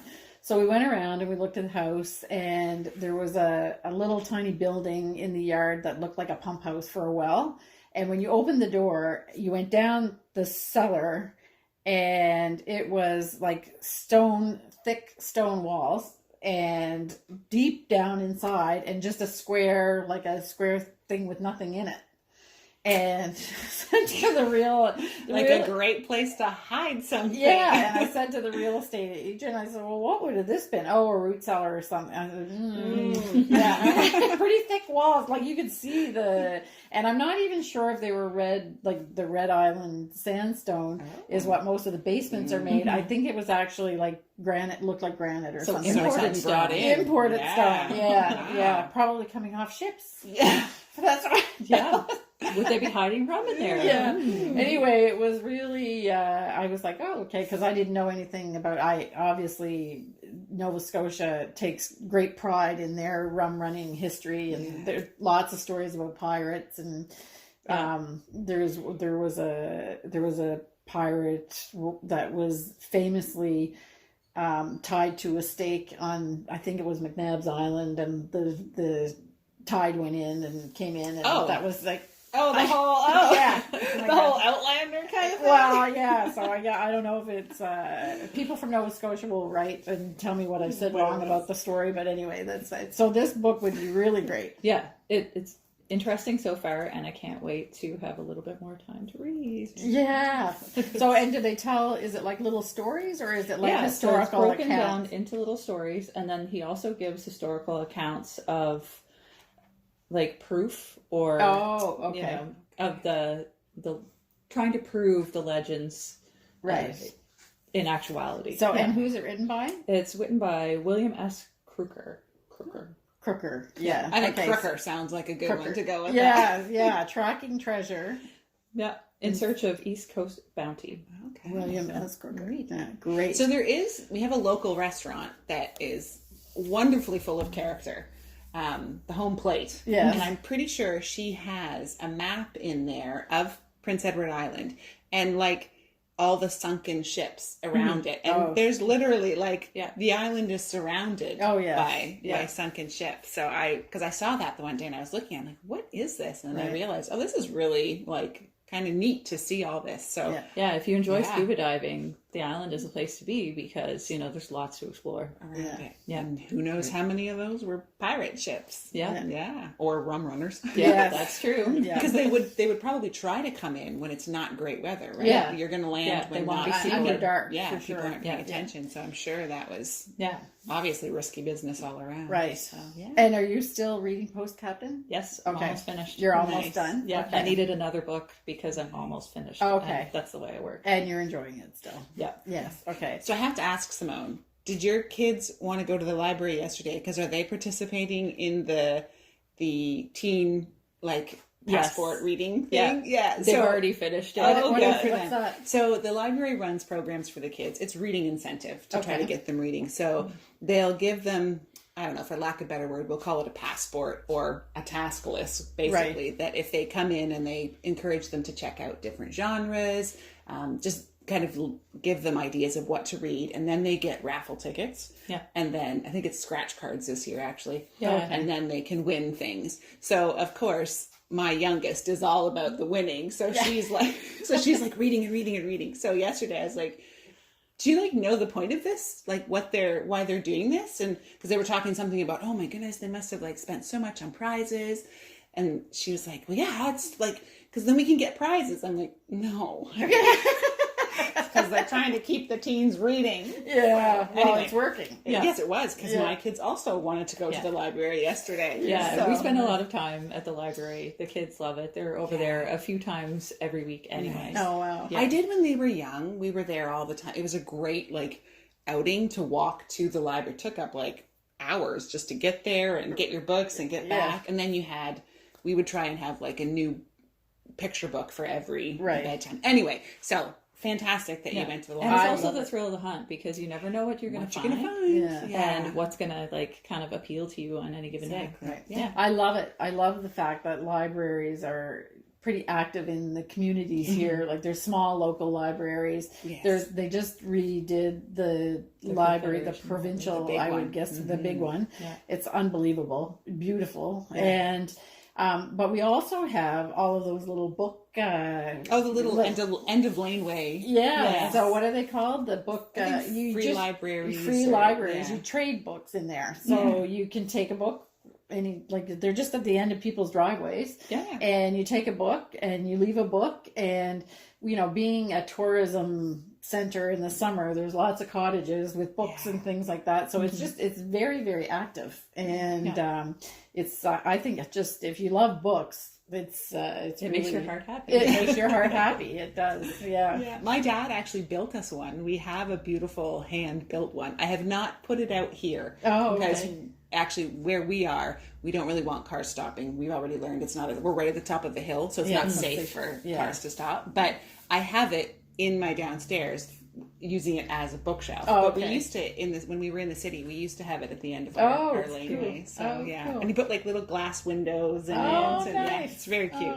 Nice. Anyway, so what are you reading? Yeah, so we also ended up at the library, and sometimes I can go in and pull and be lucky, but I just wasn't feeling like I was finding stuff calling to me. So I did a quick research online, because I really appreciate Stephen King's writing, but I'm not a horror book person. That's not kind of my stuff. So I was like, well, what has he maybe written that's not falls into the horror genre? And he has done, there was several on a list. So one of them happened to be there. So I chose that one. So it's either The Dome or Under the Dome, which some of you may know. Apparently it's a TV series, but I've already decided I'm not going to do that. You're not going to watch the TV No, series. I'm not going to bother. So I started it last night when I was supposed to be going to bed, and I'm already like a few chapters in because I couldn't put it down. And my husband loves to ask me when I'm reading. He's always joking, is he dead yet? That's his favorite. Is he dead yet? Like, has someone died? And I was like, you will not believe this, Matthew. I just got fully introduced to a character on page 3, and both of them are dead by page 7. Yeah. Like, who introduces you, gives them a backstory, and kills them like right 4 away. pages later? Yeah. So I just said, Stephen King. So I just said it's not horror. The difference being they died quickly and with little description. Yeah. Therefore, it's not a horror, but people are still dying. Yeah. So I'm curious to see how this is, because I can kind of already imagine where this is going with this whole, hopefully I'm not giving too much away. It happens really fast. Basically, we're going to have an isolated community. And so what's that going to be like when you've got limited people in limited space having to somehow survive? He's the master of that. Do you like Stephen King, or is he not one of your... He's not one of my favorites, but I will read him. Yeah. Okay. Yeah. I love Stephen King. Oh, okay. See, I've only read one called Sleeping Beauties, which I didn't know he didn't write. I didn't even hear that. Oh, it's a weird one. Yes. He's done a couple that he's co-wrote with people now. Okay. So these are both co-writes. And the whole time I was reading, I'm like, this is so weird. This is He's so very strange. I think I've told this story under another context during the podcast, but I watched an interview with him, and he lived next door to a surgeon. And he said, my neighbors think I'm a little bit of a weirdo. I know where the story's going. Yeah, you've heard this story. I've read that short story you're referring to. Well, so he said, let's have a sit down in the back and have some coffee. like a beer or coffee or whatever. And he said, can I ask you a couple questions? And the guy says, yeah, sure. And he said, if you were stuck and you had no food, how much of yourself could you eat before you killed yourself? And he said, he doesn't talk to him anymore. But he's twisted in a lot of ways, but I think it's great, and I love his writing. Well, I think it's that he's willing to go to the extreme, right? And to push the circumstances to the extreme and make a story out of it. So, as I said, I'm fairly confident this one is not going to be horrific, because I don't really enjoy that. But that doesn't mean that people aren't still dying, and terrible things are still happening, but not as much description. So I'm good with that, because like I said, my brain can fill in enough blanks to push the plot. I don't need all the gory details. And his psychological, they're not, I wouldn't call them psychological thrillers, but where he goes with the psychological aspects of people is really, those are his best stories, I think. He's willing to look at our humanity's really dark side. as much as we like to be positive and look, I can also recognize that there are some very sad and broken things in humanity. And so he's willing to do that and write a story about it. Like, and ask the tough questions. Yeah, like, and what would you do? Reading about that allows you to sort of, I don't know, for me, it actually allows me to have, in a weird way, some empathy or some understanding of, or questioning, okay, so there are individuals who are struggling with this. What do we as a society do with that? Yeah. Like, how do we, because then I want to help, right? So what do you do as a society? How do you help with that? So anyway, I enjoyed on that aspect. I can get off into all kinds of avenues. And what I really respect about him is that he's never been critically acclaimed unless like later in life maybe. But I also watched another interview with him, excuse me, where he said, okay, so I'm not getting all the awards and stuff like that, but how many books have I sold? Yeah. So, and obviously he writes because he loves to write, because like you were talking about heavy books, right? Yeah. Like his books are massive. So he writes his story because he must just be filled with these stories, and they're bubbling out of him, and he has to write them. And he also writes short stories too. Oh, nice. Yes. Yeah. That's like a lot actually, of short stories. That to be able to do both is good. My girls were chatting with me because they've now entered like the creative writing stage at school, and both of them seem to only be capable of writing novels. And so I tease them and say, eventually you're going to have to actually follow your teacher's word limit here. Right. And there's a challenge within that to write a full, cohesive, interesting story in a succinct way. Yes. There is skill to that. There's a lot of skill to that. Arguably more skill than writing a novel. Yeah. We should actually do we should do a segment on short stories. Because I have my favorite short story of all time. Okay. Which I don't read a lot of short stories, but I've reread this one over and over again because it's just so crafted perfectly. So maybe we should do a theme. I'll have to dig. I haven't been into, I used to love them, but I haven't read them in recent years. Yeah. So I have some Isaac Asimov short stories that you might enjoy. All right. Okay. Never heard of him. So Me either. Yeah. All right. So, and are you going to talk about your lonely... Yes. So I do. So I think after listening to Betsy's description of this book that she's going to talk about, I have made a promise to myself that I don't think I want to read young adult. Okay. Young adult, whatever, angst, whatever. So I was trying to be a good supportive parent and be involved and know what my kids are reading, just to keep tabs on, where their mind is going and what it's being filled with. So my oldest daughter loves to read, it's young adult fiction, I think is what probably young adult fantasy fiction is probably what it would fall into. Mm-hmm. So she had these books that she, because she purchases all her own books. She loves to buy books. I'm not as much a purchaser of books, but she has 2 shelves full that she collects already. So my sister was visiting. She read them. She said, oh yeah, they were really good. She teaches like between grades 6 and 8. She's done that for years. So she has a good handle on what also is available for these kids to read. So she read them and she really enjoyed it. And I was like, okay, fine. If they both like them, I'll read it. So it was called A Curse So Dark and Lonely. I can't laugh and make fun of this. So it was kind of a rewrite of Beauty and the Beast is what I sort of started figuring out, which was fine. I didn't mind that. But I didn't realize, like, teenage books are so angsty. And you know what? Yes. Teenagers are angsty. Yeah. So I'm living with a lot of angst all the time anyway. So reading this book, I was like, I do not need to add more teenagers to my life who really just need mom to say, could you just be clear with each other? We'll clear this communication thing up in 5 minutes if we just talk. So I actually made it probably halfway into the book until I finally was like, I went to her and I said, I love you, dear, and I love that you love books and you can enjoy your books, but we don't have to like the same books and we can still be friends. Did she want you to like it?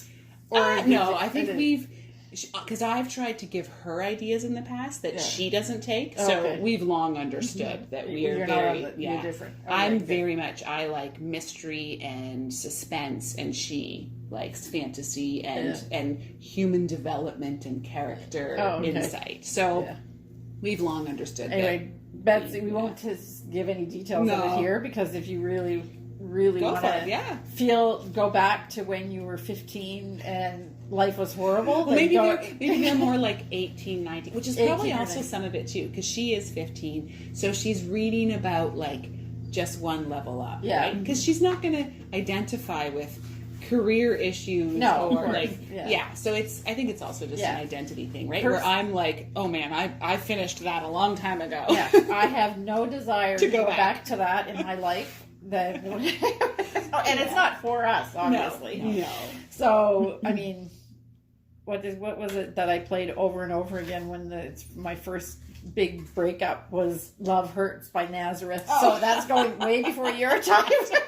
I love some Nazareth. And I don't know, it was an album and I wore it out. I have no desire to go back there ever.